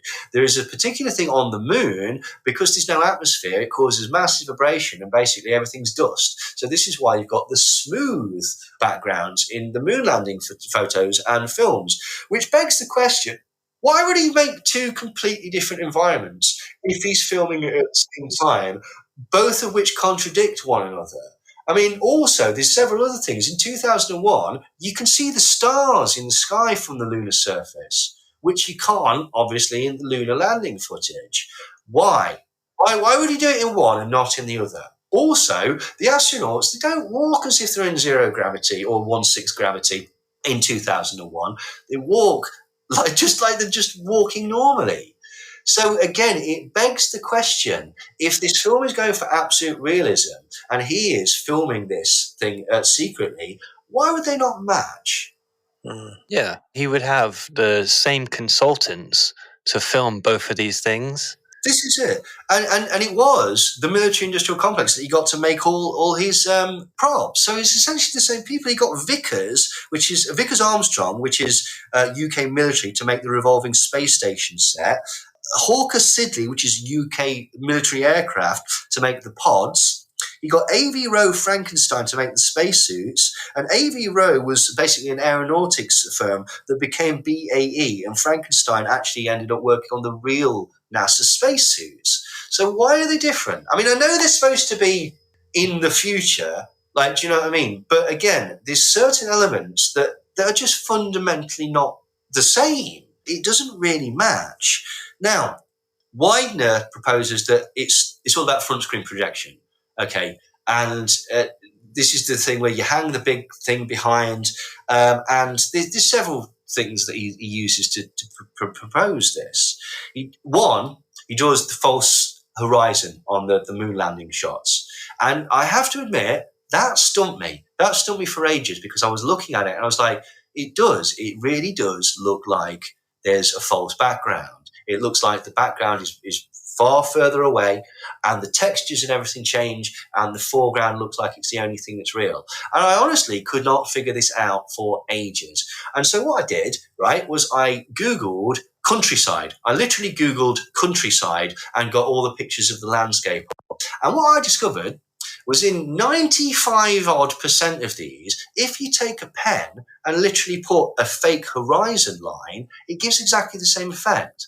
And these are pictures that I know are real. And again, don't take my word for it. Do it yourself. Put that thing in, because I say it convinced me. I thought, I don't know how to debunk this because it's totally a thing. That one I sent you, Brent, of the gate with all the sort of valleys behind it, it looks like only the gate is there, and the valleys are all a front screen projection. Now, he also says that there's no crap or out of focus NASA shots, which proves that they're all professionally taken in a lab. This just isn't true. No, there's absolutely loads, basically. The reason that you've only seen the good ones is because they only tend to show you the good ones, but you can find the bad ones. Now, what they had was they had this thing called zone focusing. They had what's called a high f-stop. So to read something, it says, narrow the aperture, the higher the f-stop. The greater the depth of field and the sloppier the photographer can be about his focus setting. The Zeiss Biogen lenses used by astronauts had an indicator that specified the near and far boundaries of the depth of field and the combination of focus and f-stop. Zone focusing is the technique whereby the f-stop is kept high, resulting in lenient depths of field. The focus range is then divided into zones corresponding to rear, medium, and far. These zones of clear focus overlap slightly and correspond to present positions on the focus ring. The Zeiss Biogen lens provided to the astronauts had detents or click stops that corresponded to these three zones, and the astronaut had simply to push the tab on the focus ring to one of the three easy-to-find stops to select the focus zone, depending on the rough distance of the subject. So essentially, A, there are crap photos. B, the lenses were designed in such a way that basically it was almost impossible to get a crap photo. And C, it was made to be as easy as possible to actually to get those types of things. But furthermore to that, okay, front screen projection could not be used. How do we know this? We know this from the actual film itself. There is a scene where the leopard is sat down next to a dead zebra. It's not actually a dead zebra, it's a dead horse that they painted to look like a dead zebra, and apparently it stank. But I'm sorry, I can't believe that. what you see quite clearly in that is the reflection in the leopard's eyes. Yeah. Now, the reason for that is because in order to do front screen projection, two things are really difficult. One, you have to have a huge amount of light, and so it was reflecting off the leopard's eyes. They changed the monolith from a glass monolith to a black one for exactly the same reason. If you have front screen projection, anything reflective on the surface in that shot will reflect outwards. What was really reflective on the astronauts? Well, the visors, wasn't it? So it would be impossible to do front screen projection in the 1960s using those particular visors because it would reflect the light back. So that immediately completely debunks the concept of front screen projection. The second thing that debunks the concept of front screen projection is, if you go back and watch the Dawn of Man sequence, one of the things that you'll notice is there's not that many shadows. There are some, but this is because of the way that the set has to be lit. Now, one of the things that is apparently shows that the lunar landing photos are fake is the incongruent shadows. Now, just to skip ahead, the incongruent shadows are caused by the sun reflecting off the reflective sand and giving the appearance of incongruent shadows. But actually, you can track them all back to a single light source. A single light source cannot be made using front screen projection. And this is Stanley Kubrick himself. There's really simply no effective way to realistically simulate a single light source when you're shooting such a huge area in a high lighting key. But if you're shooting for an effect of cloudy weather or spotty sunlight, you can match it perfectly to the background. And that type of lighting looks better anyway, in my opinion, and than the full direct Kodak brownie sunlight. So basically, there's an explanation of they have to cover the entire stage in huge bright lights in order to make the projection off the back not sort of look silly, basically. And so essentially, the long and short of it is that front screen projection simply could not be used in the way that Jay Widener says, because it would cause too big of a reflection and therefore be apparent to everybody. So, unfortunately, that kind of debunks Jay Widener's complete theory. He then goes on to Richard Hoagland, and he says that basically the things that Richard Hoagland takes to be structures in the sky are actually indicative of the stitching between the Scotch light that was used in the front screen projection. Now, let's just pretend for a second that it's still a plausible theory, that this might show the stitching in the Scotch light. Well, people have actually examined Hoagland's claims, and they've noticed that you have to turn the brightness really up to see these mess in the background on Richard Hoagland's things. People have noticed that if you go to the original photos and turn up the brightness, there are no such structures in the sky. They only appear in the copies that Richard Hoagland has produced. And that's suspicious. Very. Do you want to know how he does it? Do tell. Here's the thing. Whether he's doing it on purpose or whether he's done it by accident, I do not know. But he scanned the picture in with a dirty scanner. And so the picture has picked up particles of dust. And then when you turn it up, the brightness, particularly on the dark parts, which would be the sky, it shows that dust and dirt as being scanned in. And you can recreate this yourself. Don't take my word for it. Go and try it for yourself. Those 2 points, the fact that it's not on the originals and the fact that basically you can recreate this with a technique that pretty much would be how he definitely got these onto the internet in the first place, through a scanner, pretty much debunks Richard Hoagland and therefore in turn debunks Jay Widener as to thinking that these are all stitched together, because they essentially aren't. Now, the final thing in his second essay is he says that basically the president of MGM didn't get a chance to see the rough cut of 2001 before it was finished. And actually, this isn't uncommon. There's lots of famous stories of directors either refusing to show rough cuts or showing rough cuts and they weren't ready. Very famously, George Lucas showed Star Wars as a rough cut to Spielberg, and Spielberg's words were, "That's fucking awful." So it needed heavily re-editing and going over. So basically, it just doesn't really work, I'm afraid. Now, in Kubrick's Odyssey, he postulates that by speeding the footage up 150%, it looks like they're walking normally. And essentially, there's an article from Live Science that shows that you can't do it like that. Now, here's an interesting point. In 2001, in the bit where Paul is floating in space and they have to grab him, to give that impression, they actually filmed that 4 times normal speed and slowed it down. So it's not as silly a theory as it might be, but unfortunately it wouldn't work. And it wouldn't work for a number of reasons. One, because of the lighting and because of the strange conditions on the moon, it was shot with 10 frames per second. 10 frames per second is not normal. It's usually 26 frames per second or 30 frames per second. And so you can tell that this is shot differently. If you are a sort of person that knows about film, you can look at this and go, there's something not right about this footage. There's something unique about this footage, essentially. What you could do is you could potentially overcrank it. You would be able to get a huge amount of film and then slow it down. But in the 60s, you could only overcrank. You could make a maximum of 30 seconds, which would take 90 seconds, 30 seconds of slow motion footage. The lunar landing footage is about 148 minutes long. The technology simply did not exist in order to make it slow. But don't take my word for it. There are two different ways of capturing moving images. One is film, actual strips of photographic material onto which a series of images are exposed. Another is video, which is an electronic method of recording onto various mediums, such as moving magnetic tape. With video, you can also broadcast to a television receiver. A standard motion picture film records at 24 frames per second, whilst broadcast TV is either 25 or 30 frames, depending on where you are in the world.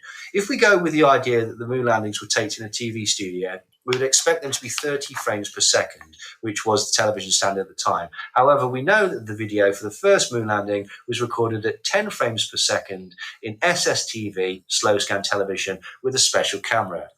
Some people may contend that when you look at people moving in slow motion, they appear to be in low gravity environment. Slowing down film requires more frames than usual. So you start with a camera capable of capturing more frames in a second than a normal one, and this is called overcranking. When it's played back at a normal frame rate, this footage plays back for longer.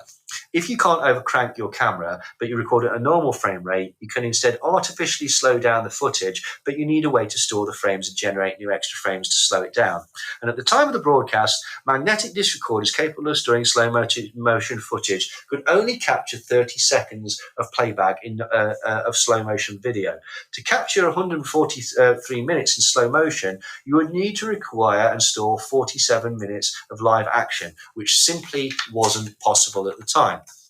Okay, well, maybe NASA had a super advanced storage recorder that they could create slow motion footage. Well, maybe they did, but one that was almost 3,000 times advanced than the current technology does seem a little bit like it's a bit of a stretch. Okay, fine. So what if they shot it on film and then slowed down the film instead? You can have as much film as you like, and then they converted it and it was shown on television. And they had an unlimited budget, remember? It's like, yeah, okay, fair enough, that would work. But shooting it on film would require thousands of feet of film.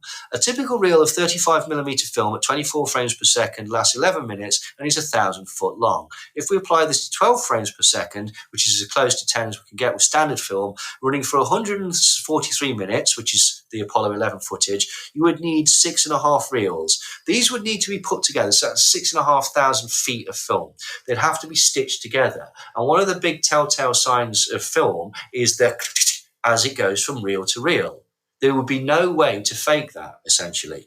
That would instantly give the game away. There'd also be splicing joins, transfers of negative and printing would put grains of dust, specks of hair. All of that sort of stuff would basically need to process this thousands and thousands of feet of film in like a vacuum in order to do it. Ironically, you'd probably have to go to the moon to be able to have the conditions that would be able to do it. And then basically, when you take into account that the subsequent Apollo missions were actually shot with a better camera at 30 frames per second, you can see that it is just simply not possible. The amount of film that would be required is just ridiculous, basically. Right. Going to room 237 and the idea that the key fob can make moon room. Yeah, it can. And I'm not the first person to point this out. It can also make the word moron. So, you know, I really wouldn't take that too seriously, to be quite honest. Or it could be the key for room 237. I mean, that could be it. That certainly could be it. And then basically he goes on about how Eyes Wide Shut was cut. We're going to come on to that in a minute, but the longer short of it was, no, it wasn't.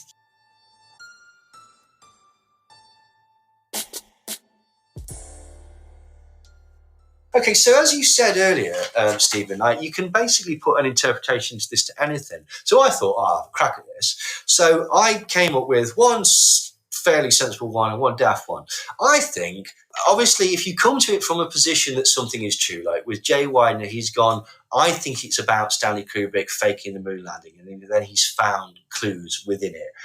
I think if you think of any topic and spend long enough looking at it, you can probably find similar things. So the first one that I thought was obvious was that The Shining is actually an anti-capitalist film.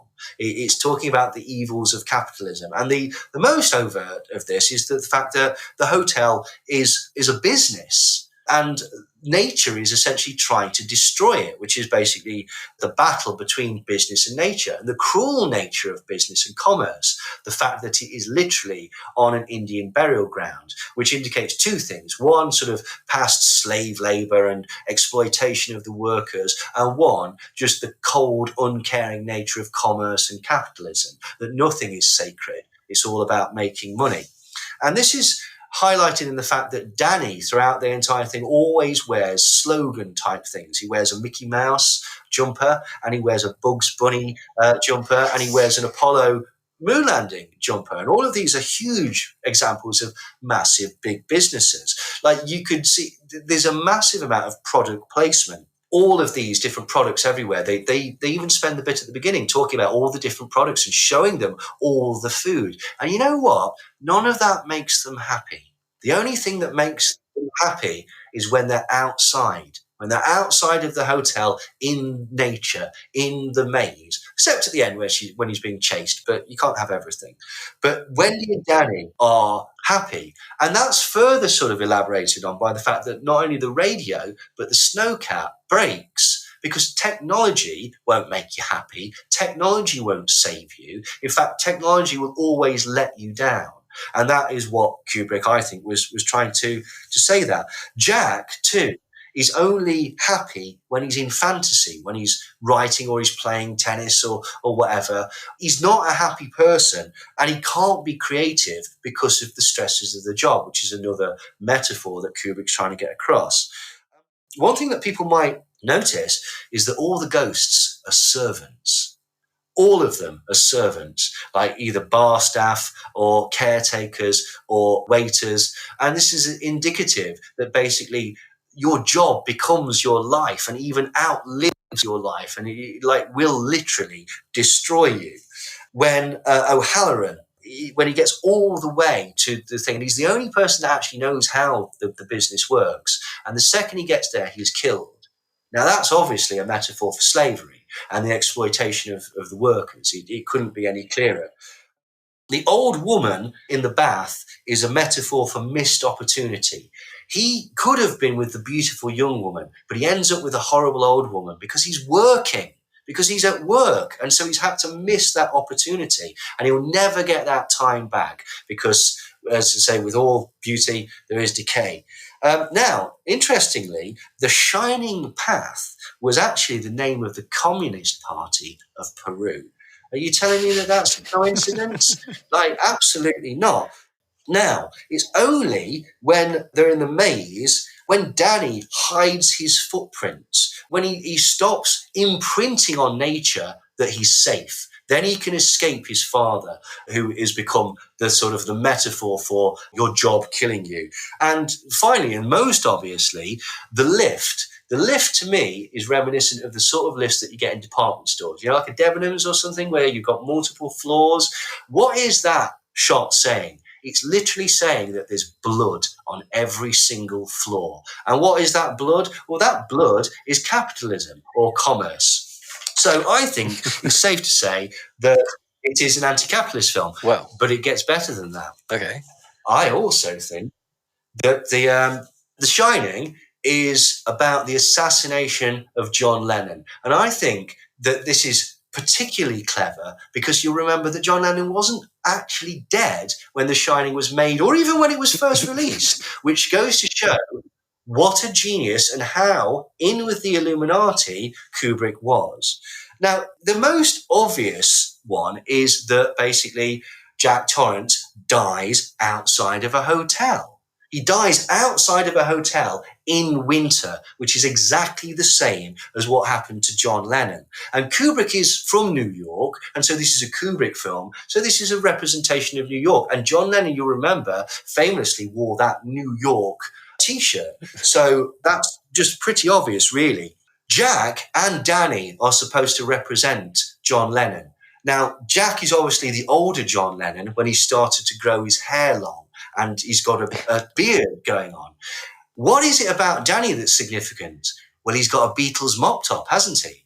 He's representative of young, innocent John Lennon. Like, you can't tell me that's a coincidence, Brett, right? Moon Room is not room number 237. It's not Moon Room. Oh, no. It's Mr. Ono. It's Mr. Ono. He's Yoko Ono's husband. Okay. And right, yeah. What's Wendy's hair like? Beautiful, sleek black, exactly like Yoko Ono. She's a representative of Yoko Ono. There's loads of things. Like, the twins are obviously supposed to represent Lennon and McCartney. And actually, one of their first groups was first called the Nurk Twins, which further just proves that point. The song Paperback Writer. Could it be more obvious? The pictures of naked black women on Halloran's wall that are just lingered on for no apparent reason, that's about the song Blackbird. He Can't Sleep, right, which is about Number 9 Dream and the John Lennon song How Do You Sleep? The working class hero is Jack. Jack Torrance is a working class hero, and he's in Isolation, which is another Lennon song. Catching the Ball, right? He's the catcher, and he drinks whiskey. That's such an obvious reference to the catcher in the rye, which Mark Chapman was holding when he assassinated the thing. When Jack gets the drink spilled over him, the Advocar goes in exactly the same place that the blood would be when he was shot outside the Dakota building. Lennon's first acid trip was in an elevator. And so I think that the elevator shot is very much an obvious reference to Lennon's past.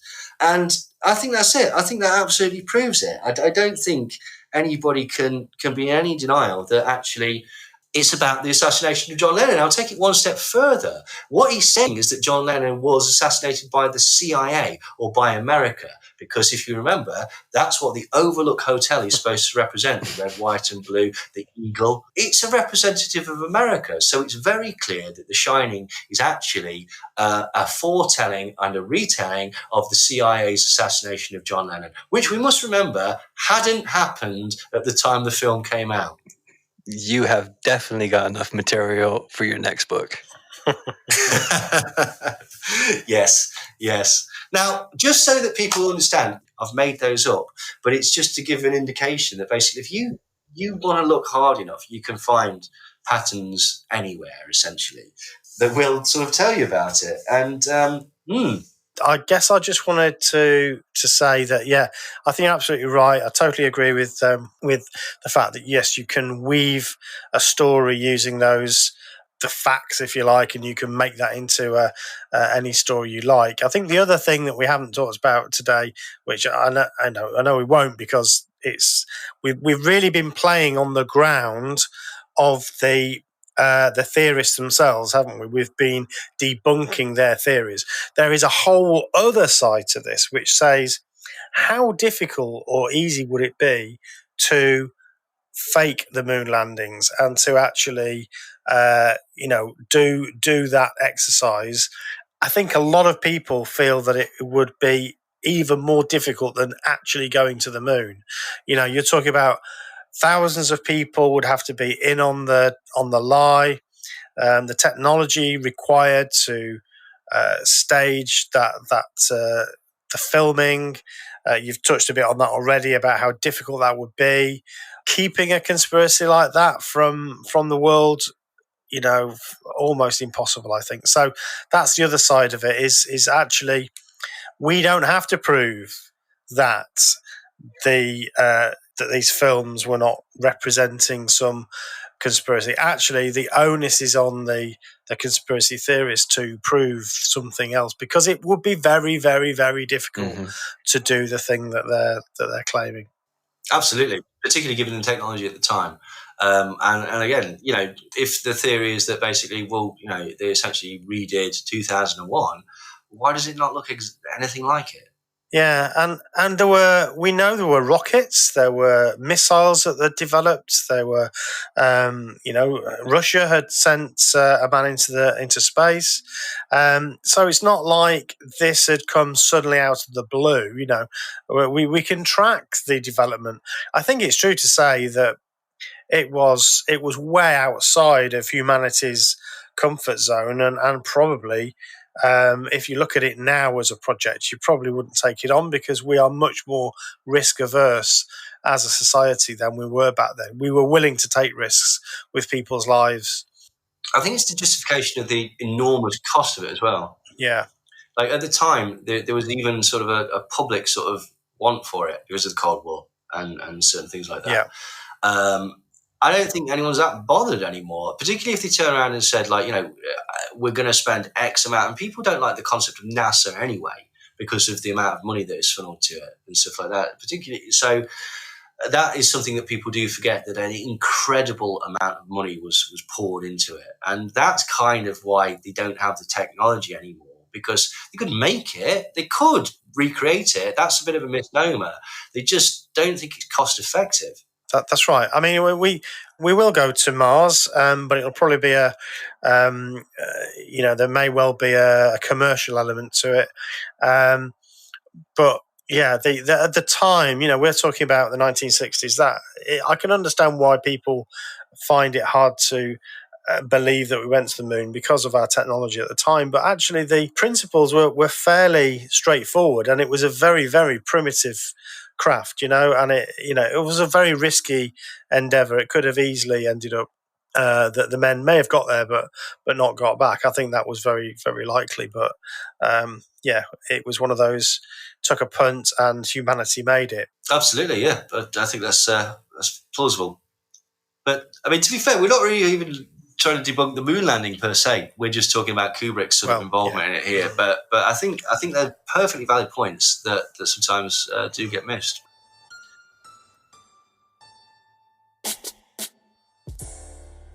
All right, so coming on to Shooting Kubrick by T. Patrick Murray. Now, this was an interview that was supposedly recorded with Stanley Kubrick in May of 1999. This is what it says on the beginning of the interview. Does anybody know the problem with that? Was he dead? Yeah, I'm going to say. He was dead. Yeah. He died in March 1999. So, that's a fairly exclusive interview, I'll be fair. Right. The long and short of it was actually released in 2015 by Your Newswire. So that's where this first came on to the thing. So technically they did wait the 15 years.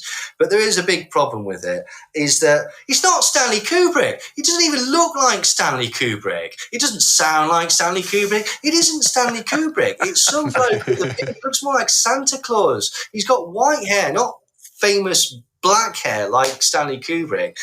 Also, basically, if you watch the uncut footage, which is the one that I've got, and I don't know why this is on, every so often he breaks character, and the actor who's playing Stanley Kubrick's name is Tom. How do we know this? Because the director keeps saying, "No, Tom, don't do that. Talk about this. Don't say that. Say that you did it not for the lectures, because you did it because of carte blanche, remember?" Dear. And so it's a dead giveaway that, unfortunately, that film is on a number of levels fake. I don't know why anyone fell for that. Immediately when I saw that the first time, I was like, it's not Stanley Kubrick. However, he wouldn't be the first person to be tricked into believing that somebody was Stanley Kubrick. There was a gentleman in the 90s called Alan Conway that was a famous Stanley Kubrick impersonator.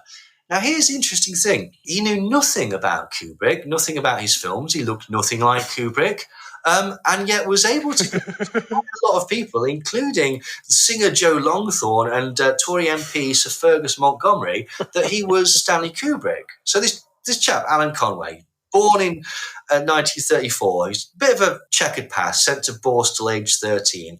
And then basically from that point, he started fabricating his history. He was constantly lying about who he was and what his past was. He pretended at one point to be a Polish Jew who'd escaped a concentration camp. But actually, he and his wife were actually just travel agents. But he left her in the 80s for a man. And sadly, later, the man that he left him for died of AIDS. But he began to be, sort of after that, he began pretending to be Stanley Kubrick in the 90s. And this is because Kubrick was a bit reclusive at the time. And he also Conway was clean shaven, and Kubrick famously had a beard. So he was able to go, of course I don't look like Stanley Kubrick. Like, I remember when you shave your beard, Brent, and I was like, who the hell is that guy? Like, so it's entirely plausible. But he used to basically go around and get free drinks and meals. And he actually convinced quite a few people in the entertainment industry that it was Stanley Kubrick, including Julie Walters and Patricia Hayes. Patricia Hayes plays the old woman in A Fish Called Wanda. He convinced them both that he was going to put them in his next film, and they were very, very disappointed to discover that he wasn't Stanley Kubrick. Apparently Frank Rich, a theatre critic from the New York Times, was also taken in by him and did an interview with him afterwards, which he was basically like, I think Stanley Kubrick might be gay, because obviously Alan Conway was gay and he was convinced that he was Stanley Kubrick. Now, when he found out about this, Kubrick actually thought that it was really, really funny. But his wife, Christiana, thought that it was horrific. This was actually made into a film called Colour Me Kubrick, which stars John Malkovich. But in a twist of conspiratorial fate, Conway died of a heart attack just 3 months before Kubrick himself also died of a heart attack. Ooh. Oh. But yeah, so there was a gentleman pretending to be Stanley Kubrick.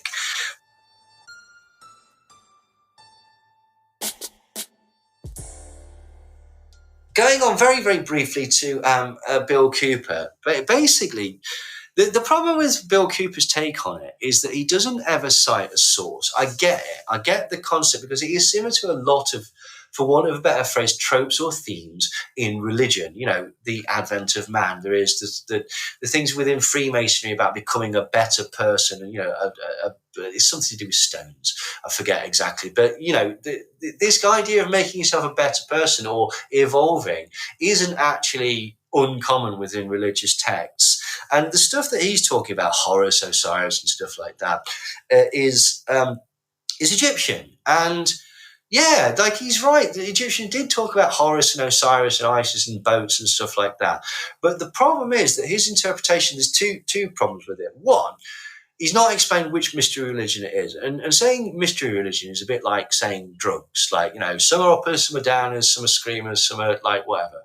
Like, it's, you can't just say the mystery religions. And I've noticed that nobody in the alternative media actually shows a source for the mystery religions and goes, you see how it matches, like, because this is someone talking about this exact thing.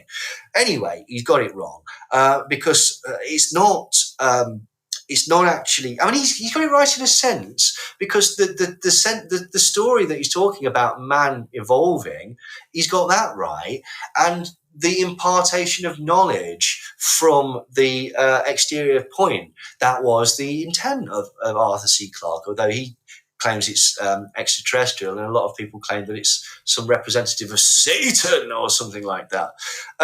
But if you actually go and ask the people involved in the film, it was a representative of Zoroastrian mystery religions, like, which is an ancient Persian religion that symbolizes the struggle between light and dark. And that is exactly why they play the music Thus Spake Zarathustra, which is by Strauss, which is obviously talking about Zoroastrianism. Now, interestingly, and a thing that, again, conspiracy theorists miss, is that Thus Spoke Zarathustra was the title of a Friedrich Nietzsche book, and it was the very famous Friedrich Nietzsche book in which he made the statement that God is dead. So what Bill Cooper's problem with it is, with mystery religions in general, is they are not Christian. right? That is fundamental problem with it. Like, similar to Alex Jones of Bohemian Grove, he's saying that because it's Christian, it is not Christian, it is inherently bad some way. And he doesn't really elaborate on that other than trying to tie it in with the Illuminati, the New World Order, Lucifer, Satan, and just basically saying that it's going against God and changing man and stuff like that. But what would have been better is if it had just tied it to what it actually is, which is Zoroastrianism, which is, again, from his perspective, anti-Christian, and has that connection overtly to Nietzsche saying that God is dead. You could even make arguments about Nietzsche's connection to the Nazi Party and stuff like that. This is what I'm increasingly finding, Brent. These people are crap at conspiracy theories. They are. They're really bad at research. Yeah, I think the points you're making there are a lot of movies actually do have religious undertones or philosophical undertones. They borrow from religions. I mean, the Star Wars films, for instance, a great example of that. I mean, look at the Lord of the Rings and all of that as well. It's sort of heavily Christian sort of based, and there's Buddhism and a lot of things. So these the use of religious motifs and religious ideas is absolutely as old as literature. Really, it's because my view is that religions and philosophies they're trying to understand the big questions. Whether they get it right or not is a different question, but it's an attempt to try and understand this complex world, this reality that we find ourselves in, and make sense of it all. And stories are how we do that. So, film, media, literature, and before that, it was sitting around a campfire, looking at the stars and making stuff up. That this is the way that we've always tried to make sense of the world. So, no surprise that films will have underpinnings of religion and philosophy. Totally.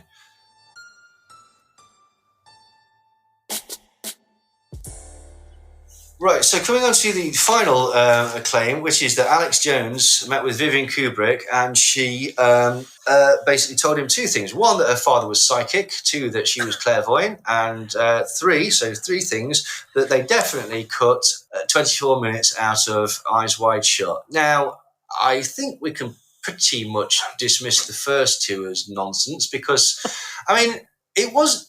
He didn't write the book. If the CIA and FBI are bothering Stanley Kubrick because of his exposure of psychic phenomenon, why aren't they bothering A, Stephen King, and B, Derek Acorah? And people are like, maybe they are. Maybe they off Derek Acorah. Like, maybe that's one we can do on a later show.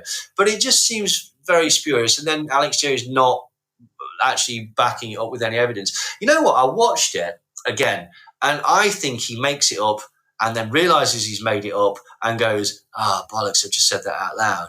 And I think he has a habit of that. And I think the drunker he gets, he did it with the Bohemian Grove one as well. When he was on the I forget, the Comedians podcast, and he's Andrew Schultz. He started lying through his teeth to impress him because he was pissed.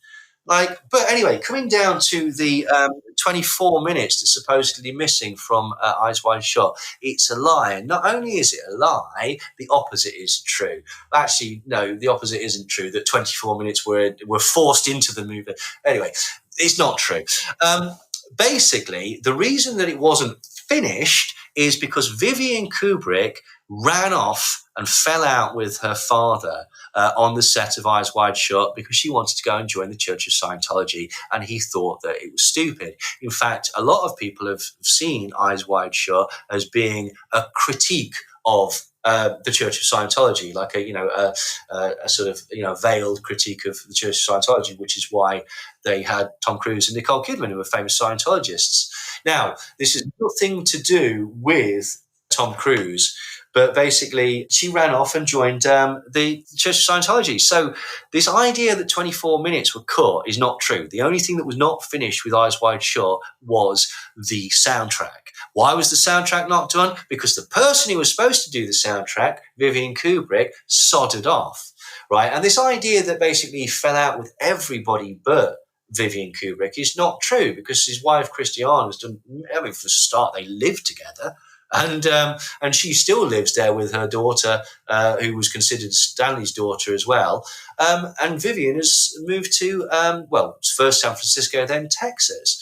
But basically, Christiana says, yeah, we lost her to that religion. She turned up, she went missing and let Stanley down. Stanley wrote her a really impassioned 40-page letter saying, please come back. I'll forgive you everything, blah, blah, blah. And she never spoke to the family again, or very sparingly spoke to the family again, and turned up to Stanley Kubrick's funeral with a Scientology handler who refused to let her talk to her family. She then never turned up to her sister's funeral, which was a few years later. So Alex Jones just lied. He lied about both of those things. He just essentially made it up. Nothing was cut from Eyes Wide Shut, apart from, in the American version, the sex scenes, they digitally put extras in front of the rude bits. So not dissimilar from the bit in Austin Powers where things cover the naked parts. But that's not in the English version. The English version came out completely uncut. So this is just not true. But furthermore to that, Stanley Kubrick's daughter is the person who has debunked his involvement with the moon landings. She wrote in July 2016 an open letter.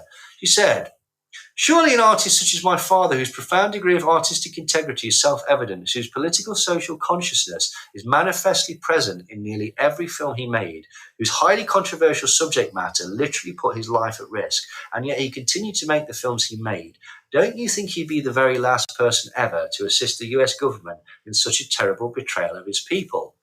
There are many very real conspiracies that have happened throughout our history, are happening presently, and I'm only too aware of the dreadful manipulations perpetuated by governments, secret services, bankers, and the military-industrial complex. But claims that the moon landings were faked and filmed by my father, I just can't understand it. How can anyone believe that one of the greatest defenders of mankind would commit such an act of betrayal? My father's artistic works are his unimpeachable defence. Finally, my love for father notwithstanding, I actually knew him. I lived and worked with him. So forgive my harshness when I state categorically that the so-called truth these malicious cranks persist in forwarding, that my father conspired with the US government to fake the moon landings, is manifestly a grotesque lie. So Vivian Kubrick certainly doesn't believe that he was involved with the moon landing in any degree. What is interesting, though, is that Vivian Kubrick now is, and we got so far through this one, right, without it. She's a Holocaust denier, I'm afraid. Despite of being of essentially Jewish origin, she's a Holocaust denier. She promotes the Proud Boys, and she's a strong believer in QAnon. But she's essentially been estranged from the Kubrick estate since 1999. She doesn't believe in COVID either. She's anti-vaxxer, obviously, because obviously. So this is what's crazy. The actual quote from Christiana was, she's a fabulous person, beautiful and witty, enormously talented in all sorts of directions, very musical, a great mimic. She could play instruments easily, and she could sing, she could dance, she could act. We had fights, but she was hugely loved, and now I've lost her.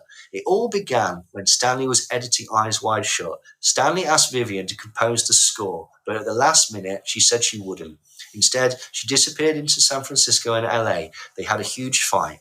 Stanley was very unhappy, and he wrote a 40-page letter trying to win her back. He begged her endlessly to come home from California. I'm glad he didn't live to see what happened to her. But she then goes on to stress that it was nothing to do with Tom Cruise. It was a completely separate, complete coincidence that she got into Scientology, basically. So that's the truth of Eyes Wide Shut and 2001. Now, there was a documentary where some of these people, there is an ultimate source of this, which we'll come on to, but just prior to that, there are two mockumentaries, essentially, that have come out that I've seen in loads, because obviously we're researching this. I've looked at loads of moon landing videos, and stills and bits from both of these films are presented as fact. One is a film that came out in 2019 by Fabrice Mathieu called Moonshining. and it shows the behind the scenes of the Kubrick faking the moon landing. And it basically uses shots from 2001: A Space Odyssey, A Look Behind the Future, which, if you remember, we spoke about earlier. That's the NASA promotional video that tied in with the promotion of the film. It also includes Arthur C. Clarke interviews and like fake pictures of Kubrick with like the Apollo 11 lander and stuff like that, and interviews with Werner von Braun. That's only 5 minutes long. There's a much longer one that came out in 2002 by William Carell, which is called The Dark Side of the Moon, or Operation Loon, because it's French and it's a satirical mockumentary. And what he did is very clever. It's very, very clever. He interviewed Christiana Kubrick and Jan Harlan, who's her brother, and interviewed them about 2001, but did intentionally vague questions so that he could just chop all their answers up. And this basically gives the story of how Stanley Kubrick was hired to fake the moon landing. But he was hired to do it not because they couldn't go to the moon, but because they couldn't actually film on the moon. And then this documentary gets sillier and sillier until Nixon panics and sends 150 armed men after the film crew who have escaped to South America at this point in order to kill them, leaving only Stanley Kubrick. But Stanley Kubrick seals his own fate when he asks to borrow that Zeiss lens for Barry Lyndon. And then he has to spend the next 20 or so years holed up in his house, and then finally they get him. But there's loads of things in this that basically, like, it's very, very well done. They use out of context clips and then they use some actors. But all the actors have got names, or who they purport to be, are names of characters from Kubrick films. Like Jack Torrance is in there, and there's Dimitri Muffley, who's a sort of composition of Dimitri and Merkin Muffley from Strangelove. There's one called David Bowman. There's an astronaut called David Bowman, which is the name of the astronaut in 2001. And they get a lot of stuff wrong on purpose. They get dates wrong. They say that Nixon was the governor of California. They get the date of the moon landing wrong, and all sorts of stuff like that. But that has been absolutely swallowed hook, line and sinker by a lot of people. I've seen, as again, clips of that, or the entire film itself put on either BitChute, Rumble, Odyssey, even YouTube, like to say basically, look, this is absolute proof that not only Stanley Kubrick faked the moon landing, but that his family have finally admitted to it.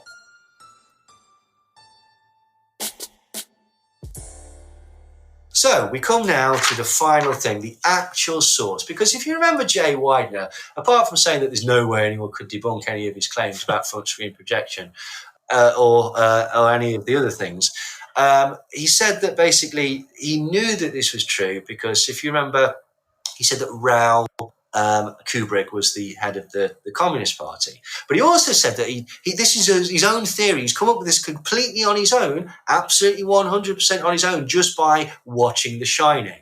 Well, guess what? He fibbed. There's an article that came out in 1995, and it was on the Usenet news group called althumor.bestofusenet, which is a joke forum that puts out fake stories. And in 1995, he put out the story Stanley Kubrick and the Moon Hoax. Now, listen to this carefully and see if at any time you can see that A, this is a joke, and B, the subtle clue that Jay Widener nicked this entire theory. Does anyone really believe that human beings have actually set foot on the moon? I don't know, but I believe that if it wasn't for the sci-fi feats of Kubrick in 2001, the American Brain Trust would have offered us only audio of the so-called moon landing.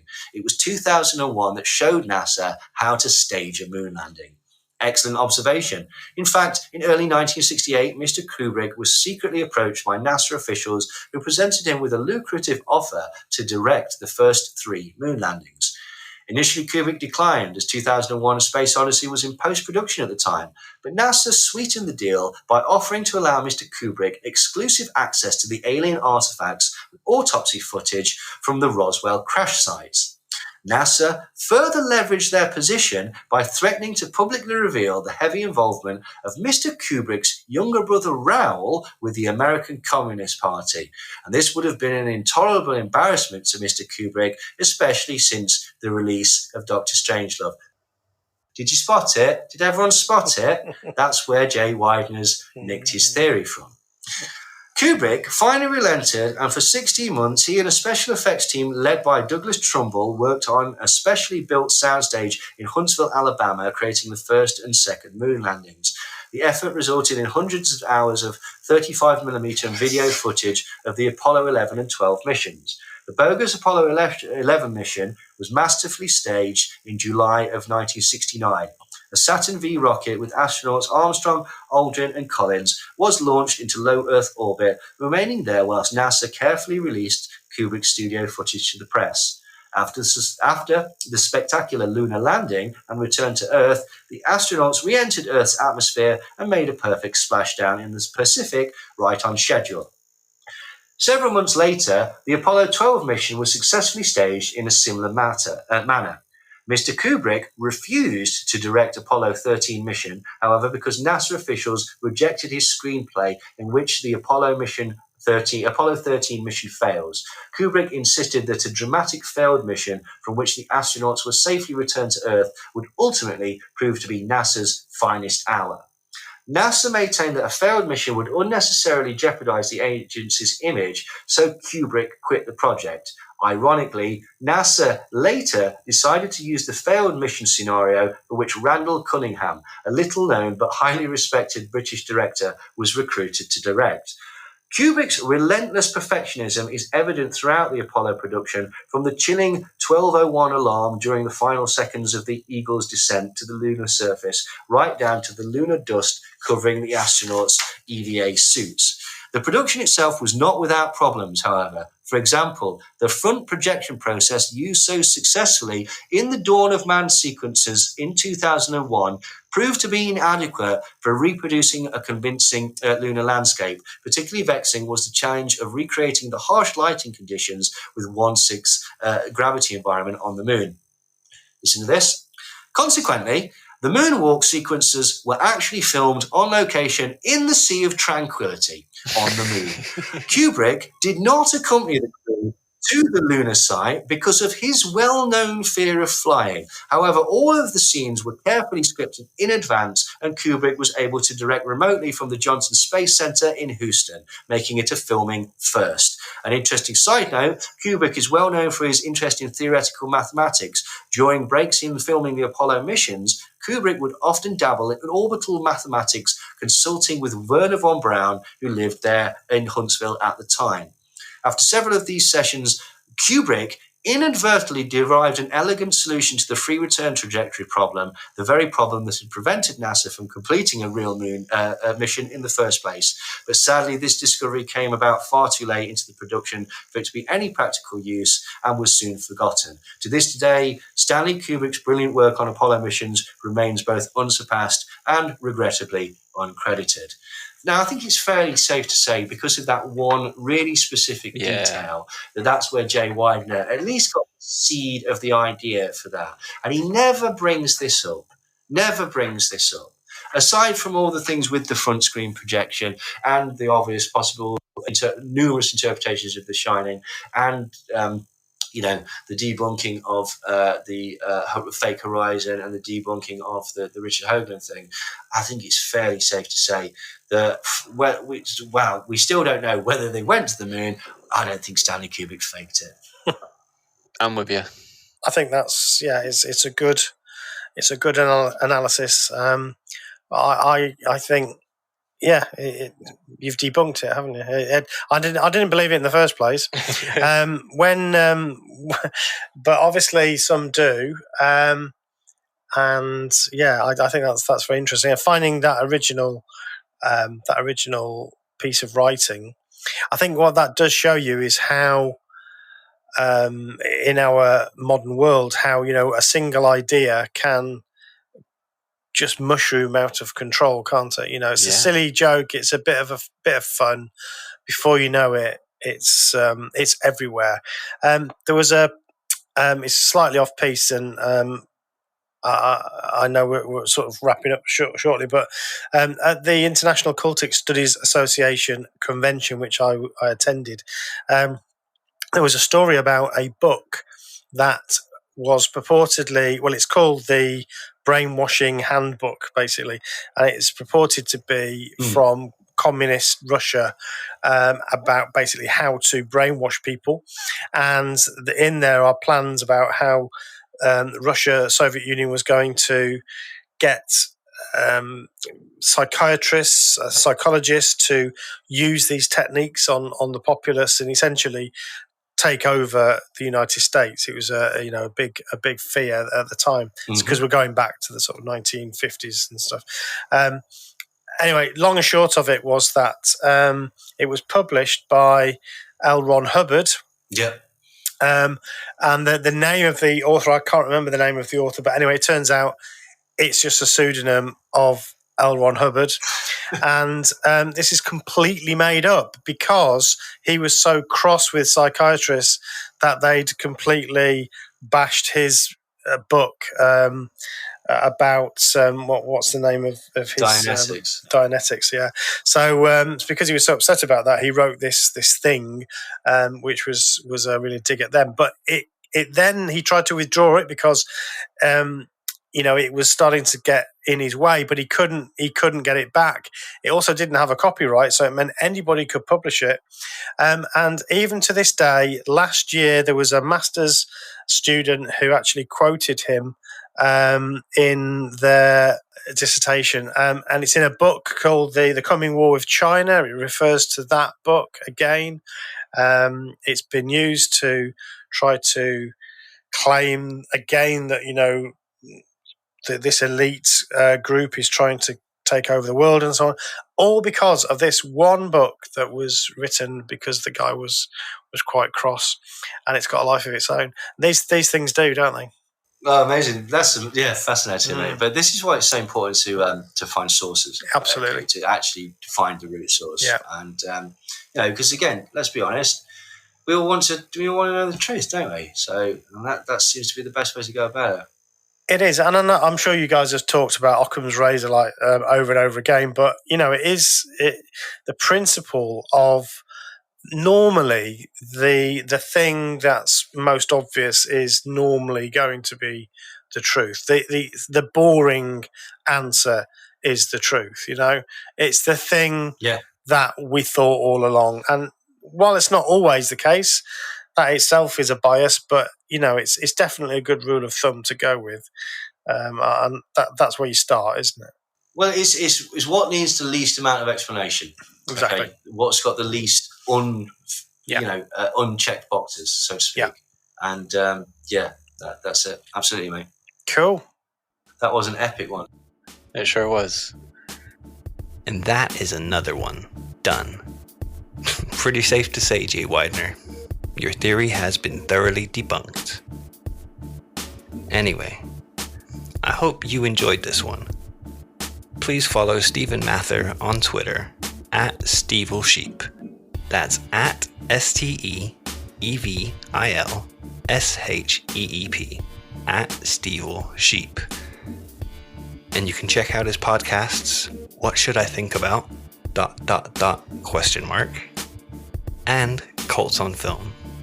And of course, follow us on Twitter at SomeDarePodcast. Follow Neil at Neil Sanders MC.